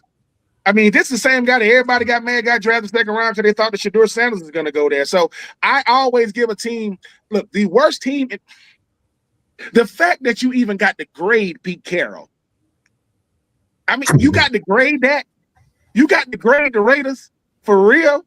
The Raiders are, I'm just saying, it is hard to watch the Raiders. It just is. I don't know what it's going to be to turn around that entire organization. They thought it was a problem because you was in Oakland. So now you in Las Vegas. No, it's still a problem. So, I will say this. Pete Carroll, to me, college and pro combined, he's the greatest coach ever. College and pro, he's the greatest coach ever for what he did. But you might leave the Raiders alone. I'm going to say this. Michael Jordan played for the Wizards. It didn't tarnish his legacy, but he did play for the Wizards. I think Pete Carroll need to go to the career, man, because I don't think the Raiders, the Raiders in football is like being a quarterback for the Cleveland Browns. You just can't win. I don't get it. So, but Liam Cohen, what Ben Johnson has done with Caleb Williams and the Mike Vrabel effect in year one, I was mad when they got rid of Mayo, but hey man, Vrabel's getting it done. And like I said, I give Kellen Moore a ton of credit for keeping that team afloat in an NFC South that's not going to probably get won by the Bucks. The Falcons ain't making the playoffs, and you beat the team that might go to the playoffs twice. That to me that deserves a B because Kellen Moore's consolation prize and winning the Super Bowl and being the offensive coordinator for the Philadelphia Eagles, he got to coach a really, really bad. Really outside of Alvin Kamara and with Chris Olave and Cameron Jordan, who even played for the freaking Saints that you would know if they was walking down the street in New Orleans. You wouldn't even know them. So shout out to them. But yeah, these first year head coaches are doing an incredible job. And give Aaron Glenn some time, man. You got to get a quarterback first. Get your quarterback, then really judge him. All right, Ben, real quickly, and then I'll go to the rest of everybody else.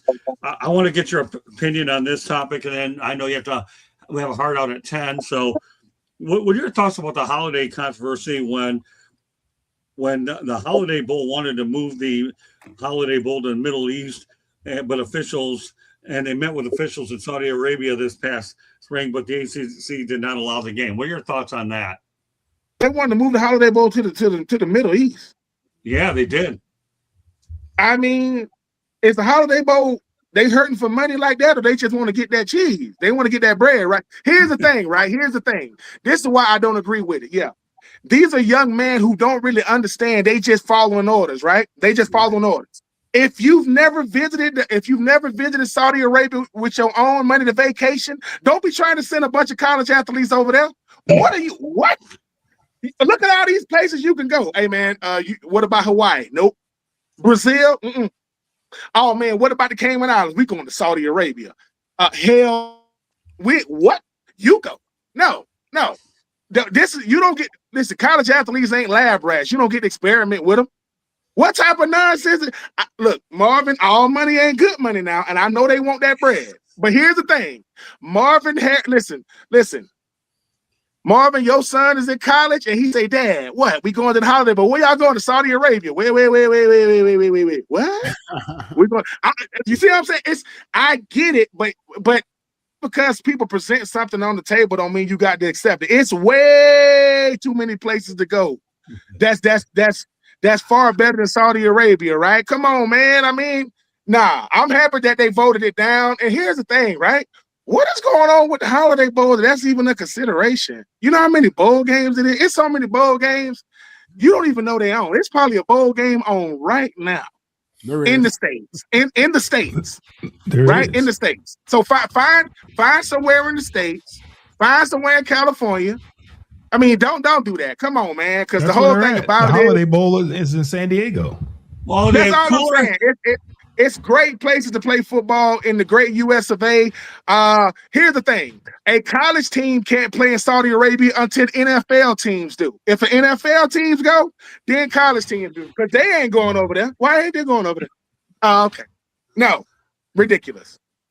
All right, so what isn't ridiculous? You're going to let everybody know how they get a hold of you. That's not ridiculous. That's a fact. Go ahead, let everybody know. I will say this. I am being Troop 84 on IG. I don't know what I am on X. I have gotten hacked once. So whoever this person hacking me is, get a life. I don't know how to get it back. I'm not trying to get it back. I'm being Troop somewhere on X. So if you see me, that is really me, but I got hacked again. But yes, but I tell you where you can find me on the South Florida Tribune with the homie Steve, with the homie Marvin, and pretty soon I'm gonna have my own show coming. Anybody that's looking for me know, man, I represent the same smart tech as South Florida Tribune. We represent the same smart tech. And I'm out of here. You're on Tuesday night before you get out of here. You're with us, all right? Listen, I am contractually obligated to be on here Tuesday nights with the homie, you know what I'm saying, Scott, with the Rolls Royce, Bentley, BMW, whatever, the 65 Impala drop top. That's what I want. Miss Candy, Tom, Marvin, Mel, Steve. I'm gonna say the same thing I say on the fan in the end. Listen, you come through here because you come through here for the nuance, you come through here for the nonsense, but you stay because it makes sense. That's why you listen, because it makes sense to listen to us. But don't take what we say to the bank. And if you win any money, I just want 20% of the proceeds because I don't want to pay no taxes. Just remember who the ringleader of this is. Don't you ever forget it, brother. The ringleader of this is Marv and Mel, because I want to hear that. I want to hear that banter back and forth. It is the greatest. A Bruin and a Trojan have to share the mic together. Dude, let's do it. I'm here for that all day.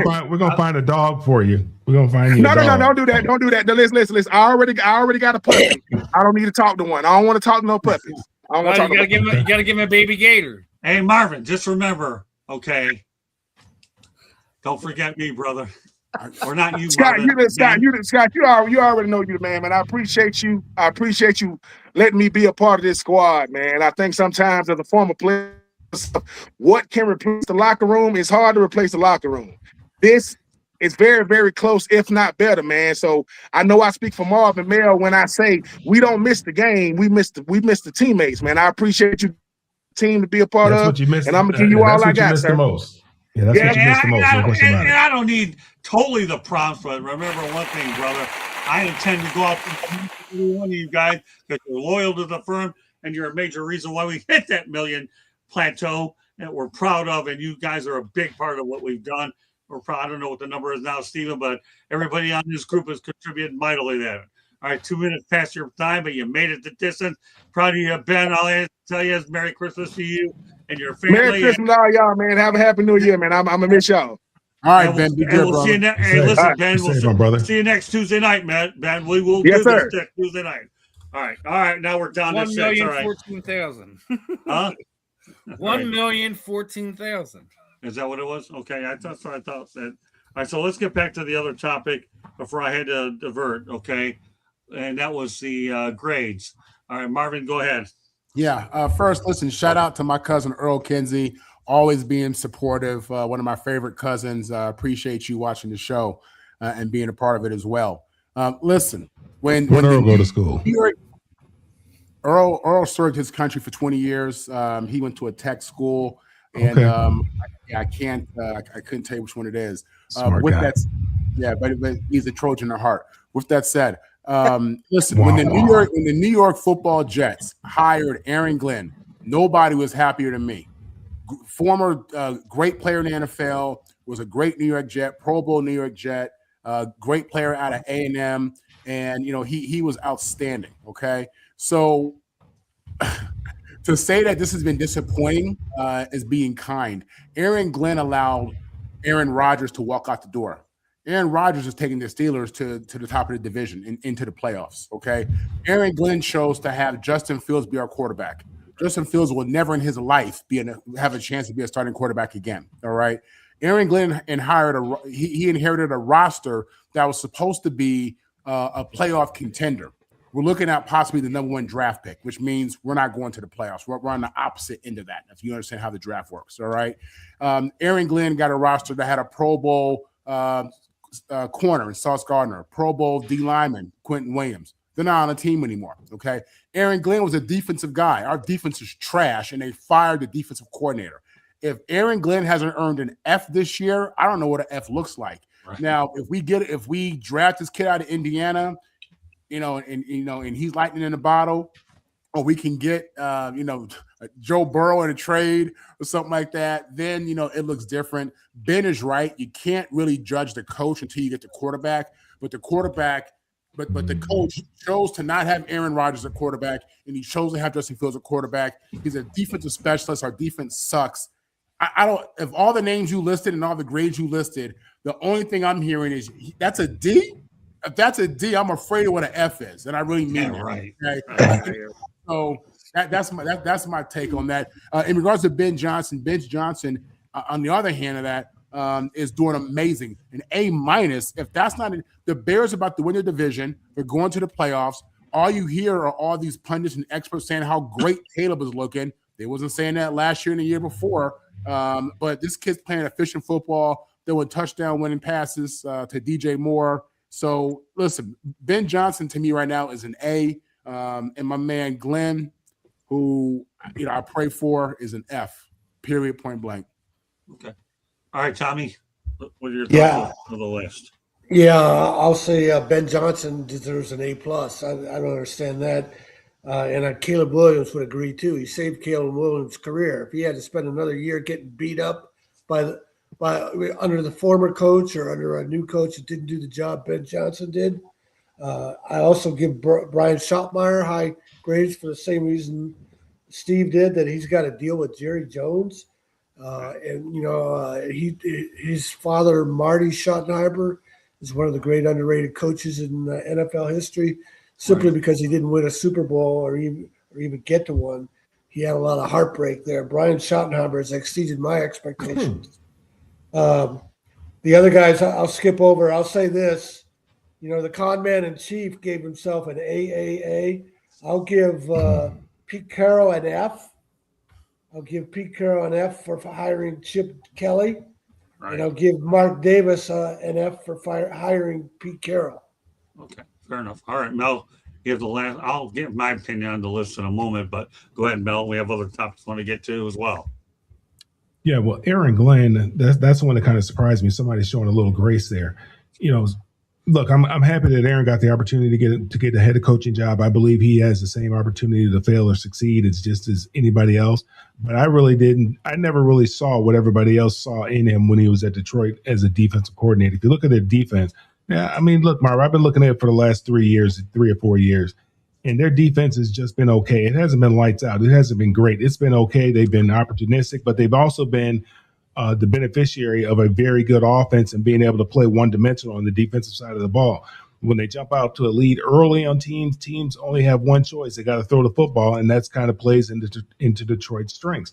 But they still had these gaping holes in their defense. They just had a very good offense that kind of overshadowed that defense and kind of hit a lot of the deficiencies of that defense as well.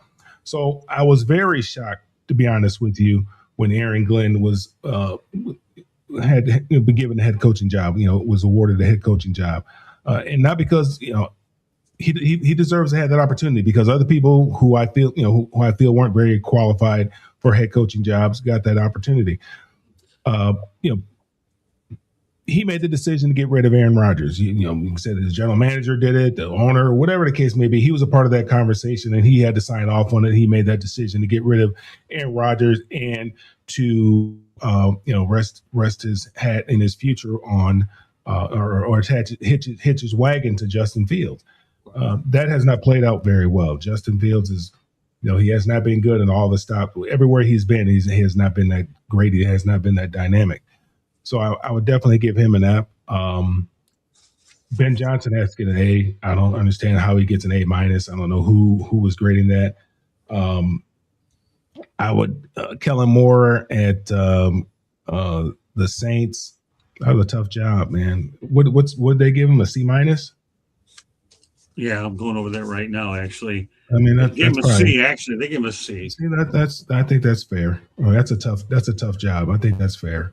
Schottenheimer, I think he's done better than a lot of people imagine. And yeah, he does have to deal with a whole lot down there as well.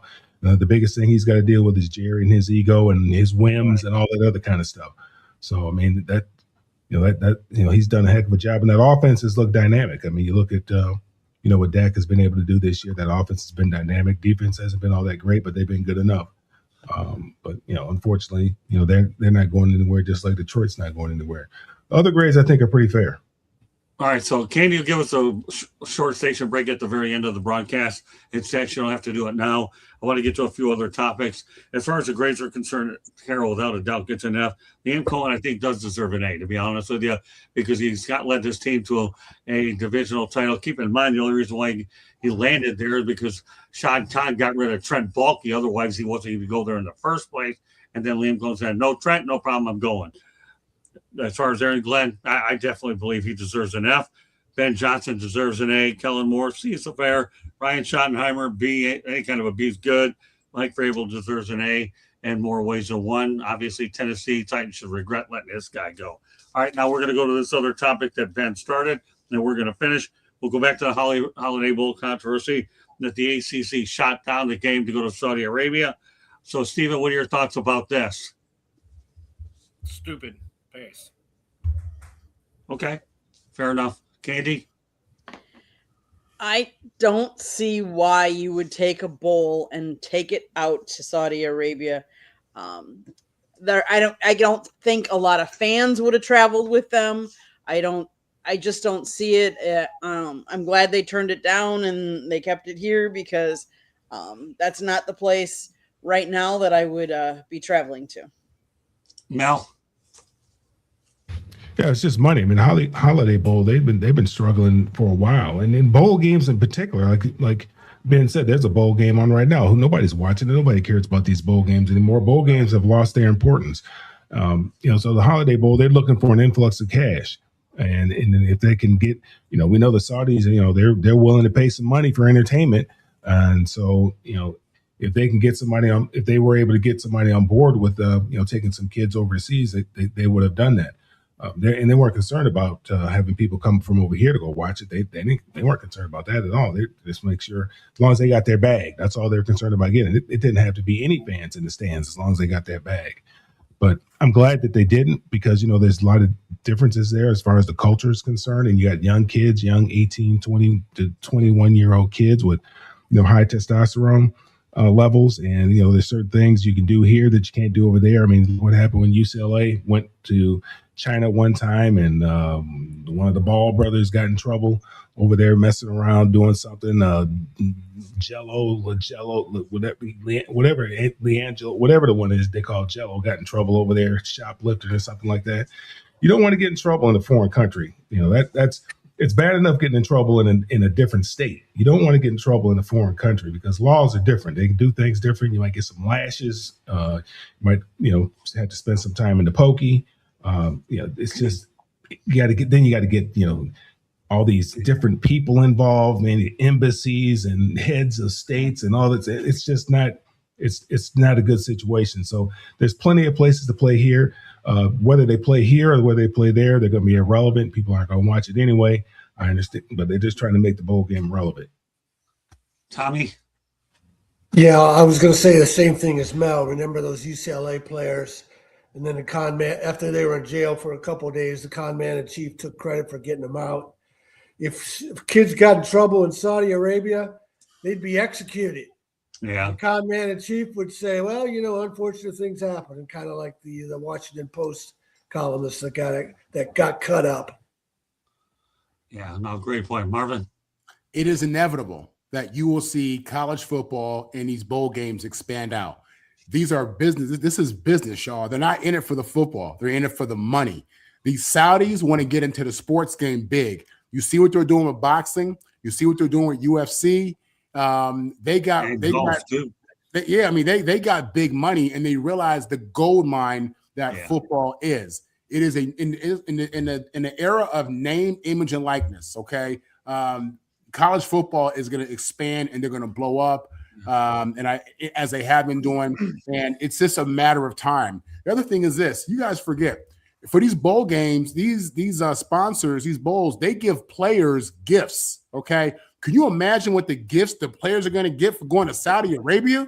Can you imagine what that Create is? your own bowl, then don't try to steal another bowl. Create a bowl for Might that get area. might get a bar of gold or Look, listen, man. Capitalism has no mercy. Okay, that's the bottom line. And where there's an opportunity to make money, they are going to exploit and they're going to blow it up and they're going to milk that thing and make that money. So my thing is, when you think about how easy it is to get in trouble out there and the consequences and all that stuff, man, do you really want 105 20-year-olds out there full of testosterone and confidence, losing their mind? You know what I'm saying? I don't know. So, but in regards to the Saudis, I get it. And let me tell you something, y'all. College football, NFL, they trying to grow their business. They are going to go global, and they're going to keep doing that. The Saudis are going to get football. You're going to see an NFL game. You're going to see a college game. You're going to see something out there. They got too much money. And for America, that's our drug. We don't say no to money. We're a slave to money. Cash is king out here. You know what I'm saying? So, yeah, man, it doesn't surprise me. And I listen, I want to see what them players get as gifts. That's what I want to hear about. All right, here's what I'll tell you. Go ahead, Candy. I just want to quick add that not only did they do that, but North Carolina General Manager Mike Lombardi traveled to Saudi Arabia to discuss a possible partnership. He came back empty as well. Okay.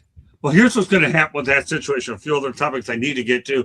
Number one, it may not be the ACC, but I can tell you right now, the Group of Five conferences will get involved. If they see a big cash grab there, I can see that happening. The ACC, I understand why they did it, but let's face the reality: these Group of Five conferences and teams are looking to find any way they can to finance their games, and they will. I can remember working with Howard Schiller and FAU. They played those mismatch games, and they were able to go out there and make a lot of money to build their programs. This is one I want to get to. We're going to go to more NFL stuff. Miami wide receiver Ray Joseph has entered the transfer portal. The speedy star receiver that totally only had 14 catches for 135 yards over 3 seasons with the Hurricanes. He was a former 4-star prospect. He's a great kid. I interviewed him for the regular season. Candy, I'm going to tell you something, okay? This Ray Joseph's a good player, and I can only wish better things for this guy. I agree. I mean, he was the first player to enter the transfer portal. I mean, I think he knows Carson Beck's not going to be there next year. He doesn't know who the quarterback's going to be. he wants to leave his options open to see, because he wants someone to throw to him all the time. So I understand. Did he play last week? 4-star wide receiver. Did he play last week? Did he play against A&M? I'm trying to remember who the guy is. Let me see. I mean, Malachi Tony was big. Okay, was that the guy who I guess has been in the doghouse a little bit? Is he a freshman, Malachi Tony? Yeah. Yes. Yeah. So he's the guy that ran the reverse or whatever for a touchdown? Mm-hmm. Right. Okay. All right. Okay. So I'm getting He's the one that confused. fumbled the ball and then actually ran for Gotcha. the 10. Okay. Yes. Mm-hmm. All right. So Ray, has he played this year? I mean, what like his I said, stats this year? Yeah, 14 for 135 yards over 3 years. I thought the guy was going to have a big Over role. 3 years. I talked to him. Yeah. 14 receptions? Yeah, for 135 yards under Mario Cristobal. The guy had to make a move. Mel? Yeah, he needs a transfer. Yeah, all right. Yeah, I mean, this kid's will be a good prospect. You'll hear about him. Anything else you want to add to it, Mel? What about you, Tommy? Well, a lot of guys that are 4-stars don't pan out. They don't make the adjustment to college. Clearly, he hasn't produced, so that's the reason he's in the transfer portal. Nowadays there's 2 reasons. They're looking for more money. Is the other reason. Okay, Marvin. Yeah, I mean, listen, if he was a 4-star recruit, that's a blue chip. Okay, so and that UM is building something, Mario's building something, and what they're trying to do is stack those rosters. Now, trust me, outside of his lack of playing time, lack of productivity, what also is happening is he has other schools trying to holler at him. You know what I'm saying? And they telling him he gonna get the bag, he gonna get paid. So this isn't just him leaving just because. I mean, he's being motivated to get up out of there. That's what it is now. Somebody hit him up on Twitter. Somebody spoke to his agent, his mom, whatever, and they said, hey, if you want to come to the SEC or you want to come to the Big 12 or you want to, we got something for you. So it's not just him on his own. This is what it is. This is what it's going to be until they really put guardrails in place and the things in place to make this make sense. Unfortunate. For UM, they put a lot of money and time into recruiting this kid, I'm sure, but this is what it is. This is where we are in 2025 until the ADs, presidents, H2A put some kind of rules in place in regards to transferring and the calendar of it. I mean, why is this being announced? They're in the middle of a championship run. It's right. Crazy. That's what I don't understand. That's crazy. This kid is looking at getting a ring and being a part of a championship team, and it's just, it's unfortunate, man. I don't understand that. The calendar for coaches and for players, the calendar sucks as it pertains to leaving. And, trust me, he doesn't want to walk out on his team, but, this is what the business is, man. So. Okay, let's move on. Another good feel-good story out of Miami, though, is a guy I've also spoken to many times, is Patriots kicker Andy Borregales, who actually has passed Stephen Gutowski in 105 and Andrew Borregales 105, his past kicker Stephen Gutowski 103 for points scored by a rookie in franchise history. I'll tell you one thing, Stephen, Andy Borregales has stabilized that situation up in New England with this guy was the most reliable kickers on the planet. Andy Borregales is a heck of a player. It's all right. You know much about him? Okay, no problem. That's okay. New England's doing well because New of England. That's okay. I get it. All right, Candy, some thoughts about Andy. He's made 26 field goals out of 29. His long is 53. He's made 44 extra point. I mean, he was a steady kicker for Miami. We knew he was going to do well. We were just really happy that he landed with a team. And he's on a good team that's going to go to the playoffs. Happy, couldn't be happier for him. Good all-around kid. Mel? Yeah, what Candy said. Okay. All right, well, that's rapid fire in your eyes anyways. Tommy? Hey, he was born in Venezuela. He better be looking over his shoulder. He might get deported. That's funny. That is pretty funny. Okay, go ahead. Marvin. Hey, Oh, y'all laughing, man. But ICE coming through anyway. They going to churches, man. So anyway, listen, this guy's gonna play the Jets this week. The Jets are the worst team against field goal kickers, so he should have a big game. I'm trying to pick him up in my fantasy for my championship round. I hope. Listen, it is what it is. I want the Jets to get a top pick, and I want to win my fantasy. I hope he has a great game. Oh, then Andy Borregales, you trust. Okay. Yeah, Hey, listen, I don't know if the Detroit Lions are going to the playoffs, but I'm going to tell you one thing. Yeah, exactly. So we'll throw a Lions nugget in there. The Detroit Lions, Dallas Cowboys Thursday night game was the most watched Thursday night football on Amazon Prime regular season. The game actually ended up, according to Brent Galley, drew 19.39 million viewers. The Lions and the Cowboys are a draw in prime time. And guess what? Neither of them, Steven, are going to the playoffs. I was about to say, woohoo, we're talking about two non-playoff teams. But they draw well, man. But that wasn't the case when they played, though, right? They played against each other and played on a Thursday night. That wasn't the case when they played each other. Correct. They were both in the hunt at that time. Right. The thing is, they're Thanksgiving. That's what made that's what made the game compelling, where people wanted to watch the game. I mean, nobody wants to watch two people that aren't going anywhere. I'm gonna pivot off that one, Mel. Are you gonna watch any of the Christmas games that mean absolutely nothing tomorrow? Probably gonna watch the Lions game. They're playing on Christmas, right? Yeah. That's Christmas. The Lions are playing on Christmas Day. Yeah, but do you have Netflix? Pardon me?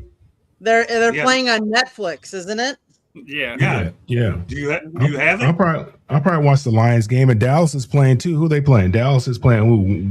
Philly or Washington? Who they play? The Commanders. Yeah, I'm not gonna watch that game. And then there's a late game. What, Kansas City? Are they playing too? Who's playing the late game? Denver. Broncos and Chiefs. It was a bad Broncos game. and Chiefs?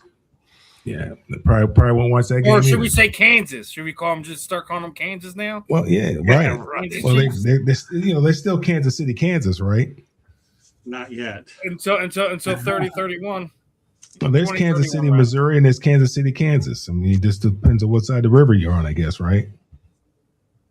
Mm-hmm. But I'll watch the Lions game. The rest of the games, I'm not going to watch. I'll be honest with you. Yeah, well, we don't have Netflix. I have a feeling I may not watch it. I'll have to do other admin. Just like I watched that fight this weekend. I don't know why I stayed up so late watching that garbage. Oh, because everyone wants to watch Jake Paul get his head spun around like a top. Yep. You hate to love him. You love to hate him, I mean. You love to hate him. All right, Tommy, some thoughts about the Lions and the Cowboys in prime time. The Cowboys are like Cowboys fans are like middle school girls watching Keeping Up with the Kardashians. They're popular, but they don't care if they're good. Marvin? Man, listen, I'm a football nut. I'm a junkie. I got it bad. So, yeah, I'd watch Michigan State play UCLA. That's how low I would go. You know what I'm saying? So, this don't matter to me, man. You know what I mean? They took a double jab there. I'm just saying. So, yeah, those numbers don't surprise me. Football is king, man. Football is big on our country. It's up there with religion. People don't want to hear that, but it's true. And we realized that during COVID how much we miss sports, particularly football. So yeah, man, these people love the Midwest. People in the Midwest, love their Lions, and you got the Cowboys are the biggest brand, most viable team in pro sports, and it's the NFL. They put out a great product. It's a great TV product. So it doesn't shock me at all. All right, so let me give you some Christmas updates real quick. J.J. McCarthy is out versus the Lions due to a fractured right hand. Max Brosmer will start against the Lions. Also, injury updates, Jordan Love and Malik Willis are actually practicing in a limited capacity. Stephen, what are your thoughts about those updates? J.J. McCarthy first. Yeah, I'm about to have to head upstairs with my mom right now. So and Gardner Minshew tore his ACL for Kansas City. Mm-hmm. Yeah, he did. All right, well, Steven's out for a little while. All right, so let's go ahead around the horn. Candy, some thoughts about J.J. McCarthy. He's out. Max Brosmer's in. I mean, Minnesota isn't playing for anything anyways, except for, next year. So this gives this guy a chance to get some good game film and try and do something against your team. Who's playing? Who's playing for J.J. McCarthy? Who started? Max Brosmer. Max Brosner? Who's that? Exactly. That's what I said when I looked Exactly. it up. That's Don't why. worry about I it. mean, it's his chance. You know. What happened to Carson? Is he hurt? Yeah, Carson's been out for a while now. Okay. And as far as Jordan Love and Malik Willis, obviously the Packers are still in it. They're trying to play for a playoff spot. There's still a slim, and I say this, a slim chance to win the division. So I hope they can play. And to be honest with you, both of them. I mean, I know some people are very critical about Malik Willis, but I think he admirably came into that game, and we had a chance to win that game still with him. So I'd take either one of them at this point. I just hope they're not injured, that they can do it. At least Minnesota's not calling like Brett Favre or Randall Cunningham or Warren Moon to see if they can play. No, that's okay. I appreciate where you're going with Marvin. The thing about JJ McCarthy is, Jim Harbaugh, and you understand why, just supporting his kid, but he came out, he was saying how JJ was the best quarterback in the country and the best quarterback in the draft. And, he gets drafted by Minnesota and he doesn't play the first year. And this just, it's not, I wouldn't say it's going great for him at this point. He's young, whether he lasts in Minnesota or not, he has some growing to do without question. In regards to this no-name kid, this kid coming in for him, Max, whatever, good luck, man. This is your shot. It's the end of the season. What you're doing is you're competing to see if you can get a job, get a contract going into next season. They want to see what you got. It's I don't know what's happening with quarterback play with some of these guys, the development. Right. Because again, you see the Colts having to bring in a 44-year-old Phillip Rivers. So you're wondering, what's happening with the development of these quarterbacks, some of these young guys, whether it be this kid Max, who I haven't heard of, JJ, Justin Fields, whoever it may be. But yeah, it sucks for Minnesota, sucks for JJ. Let's see what this young kid does. Mel. Yeah, I think the problem is you're paying the starters so much money. You have little money to pay anybody else at that position. I mean, you only have so much money to pay at that position. These positions, they probably have so much money that they're willing to pay out at that position. The quarterback market needs to be adjusted because they're paying the starting quarterbacks way too much money. I know J.J. McCarthy's on a rookie contract, but for the most part, these clubs are paying the quarterback too much money. Now, look, I've watched the UFL, and I've seen some guys that play the position very well. The kid that the Lions had, Adrian Martinez, that came from Nebraska, he's played well in the UFL, and there's been some other guys that have played well in the UFL that have not gotten the opportunity in the NFL. So I don't know what the problem is, but there are some guys being developed, but for whatever reason, they're not making the NFL rosters and they're not sticking around NFL teams for whatever reason. Now, as far as J.J. McCarthy is concerned, I mean, I had two really good sources that told me everything I need to know about J.J. McCarthy, my eyes. And I never saw anything. I never saw anything special about J.J. McCarthy. I mean, he did. There's one game where he didn't throw the ball. With Sharon Moore, I think they played, who was it, Penn State, or they played somebody. I can't remember who it was they played. They didn't throw the ball the entire game. Right. So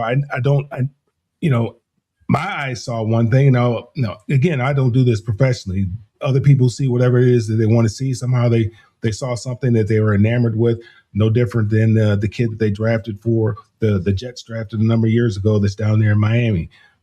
Sometimes you just make bad decisions and then you just have to move off from them. J.J. McCarthy is probably a bad decision, and they're going to need to move off from him because, you look at what's happening with Justin Jefferson. I mean, he has to have somebody. He is in a dependent position. He has to have somebody who's competent, who can throw him the football. Otherwise, Justin Jefferson is just another guy. So they're going to have to make some decisions about that position. Now, this kid that they have, like Marvin said, hey, here's your opportunity. Go out there and shine, do your thing. One thing my dad always said is you can't hide performance. So just go out there and play, let it rip. Okay. Last thing we're going to talk about, just a basic overview of last week's games real quickly. And we're running out of time. Only about 3 minutes or so to get it done, but we'll do what we have to do. And that's what we'll go rapid fire on this one. Obviously, last week, Chicago ends up beating Green Bay 22-16. That was a thriller, except for Candy. Okay. Seattle Seahawks 38-37 with the Rams. The Lions lost to Pittsburgh. The Steelers and, of course, Jacksonville blew out Denver. That was a statement game. Candy, some quick thoughts about these games. I would say the statement game, I think, is really Jacksonville going into Denver and beating them in Mile High as good as they did. So as far as the Bears-Packer game, that means we split the season. They won one, we won one. So still 2 games left in the season for both. We'll see who ends up on top. Either way, Chicago has really turned it around, and you got to give kudos to Ben Johnson for that. Steven, of these games, which ones stand out to you? I definitely got a feel that Jacksonville going into Denver and winning that one, kind of securing their division, not leaving any doubt, and picking up a big win there. So, Mel. Yeah, I'm the Jacksonville going and doing what they did to Denver. I'm not really a Sean Payton guy. Maybe it had something to do with the way he treated Russell Wilson. I don't know what it is, but I'm not really a Sean Payton guy. So yeah, that they're and he's a little arrogant. But what they did, Trevor Lawrence. I mean, he's been playing out of his mind. The last 2 weeks, my fantasy team has had to play against him, man. And I think he had 40 points one week, 30 points another week. I mean, he's been playing out of his mind. I think he's finally. He realizing that potential that everybody thought that he had coming out of college. Marvin or Tommy first? Yeah, I was disappointed for the Lions, as I understand that they still have a chance if they win their last 2. 6%. Lose their last 2. Yeah, disappointing loss. Marvin? Listen, I think people in the NFC need to pay attention to what's happening in Chicago. Pay attention. All you heard about, for the last 2-3 years is how this kid, Caleb Williams, was a generational quarterback. They don't say that about everybody. They don't say that about it. We've had a lot of first-round draft pick quarterbacks, a lot of guys go number 1, but they don't use that word for everybody. And what you're seeing is Ben Johnson open this thing up. To see Caleb. Use that word loosely. Well, you got to pay attention, son. You got to pay attention, okay? If you look at Caleb, man, with this walk-off touchdown pass to DJ Moore in overtime, I mean, he's really coming into his own.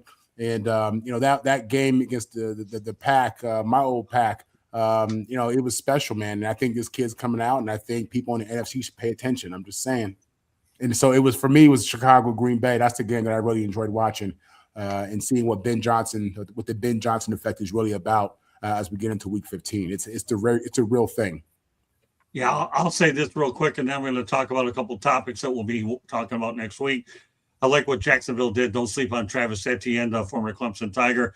Him and Lawrence have done a good job. A couple topics we're going to get into next week. We're going to talk about the amount of popes versus the amount of coaches that the Pittsburgh Steelers have. Hope you'll be there for that one. We're going to talk about first-round rookie quarterbacks that have lost their coaches and obviously their first-year rookie ones, as in Cam Ward and Brian Callahan. That'll be on next week's docket as well. Then I want to talk about Arch Manning taking a little bit of a discount to stay at Texas. He's not going to be declaring for the draft. Those will be some of our top topics going into next week. So I hope you can join us here on Inside the Pitch. And want to make sure we got to a lot of these as well. And I think for the most part, we were able to go out there and reach a lot of what we were looking to get done. With that said, I owe it to everybody else to let everybody know how you get a hold of you. But those are the 3 topics that'll be high priority next week. So Cam Ward and then Jackson Dart, definitely for sure. And, of course, the Pittsburgh Steelers coaching is unbelievable. How few coaches that they've had and the amount of popes they've had. And that's what I'm looking forward to talking about as well. And as I alluded to before, what was the other one? I don't remember, and Arch Manning as well. All right, Candy. We'll let Steven go real first, and then you can do a quick one. Steven, go ahead. What do you have me doing here? How can we find you? Yeah, obviously, just type in the name there. Steven Rousseau. It should be real easy to find me. Facebook, Instagram, and if you're on X, TikTok, YouTube, just type in Steve Sports Talk 1. Really, real easy to get me there. Obviously, me, Marvin, and Ben will be on tomorrow morning. Have a show Sunday scheduled with BKFC middleweight champion David Mendel. So we should always have the fun content here on the channel. All right, let's go real quickly, rapid fire. Marvin, go ahead. Yeah, you can catch me, Marvin Powell III. Marvin on the mic is my social media handles. You can catch me here with the South Florida Tribune, typically on Tuesday evenings, Wednesday evenings, and Saturday morning. You can also catch me with the Kings, Broncos, Nets roundtable. You can catch me on Locked On twice a week as well. All right, Tommy, real quick, Shanahan report. Tom Shanahan report. Twitter handle is Shanny4055. All right, Mel, real quick, Candy, we'll close out the show. All the social media at Melfar Jr. Follow what we have going on for the youth here in Georgia and in Michigan at melfarsuperstarfoundation.org. All right, Candy, finish it. South Florida Tribune Publishing Company published a book, Lessons from the Microphone, Tuning into the Enduring Wisdom of Visionary Leaders. It is written by our host, Scott the Motor City Madmouth. It's available on Amazon, Barnes & Noble, Kindle, Google, and Apple Books. If you like to listen to podcasts, you can find us wherever you get your podcasts. If you see the red subscribe button, click it, like us, share us, turn on your notifications. And last but not least, everybody have a wonderful holiday season. We will be back next week. Yeah, we'll be back next Tuesday night, same time, same place. Merry Christmas, everybody. Thank you very much for joining us. Have a great night. Goodbye now.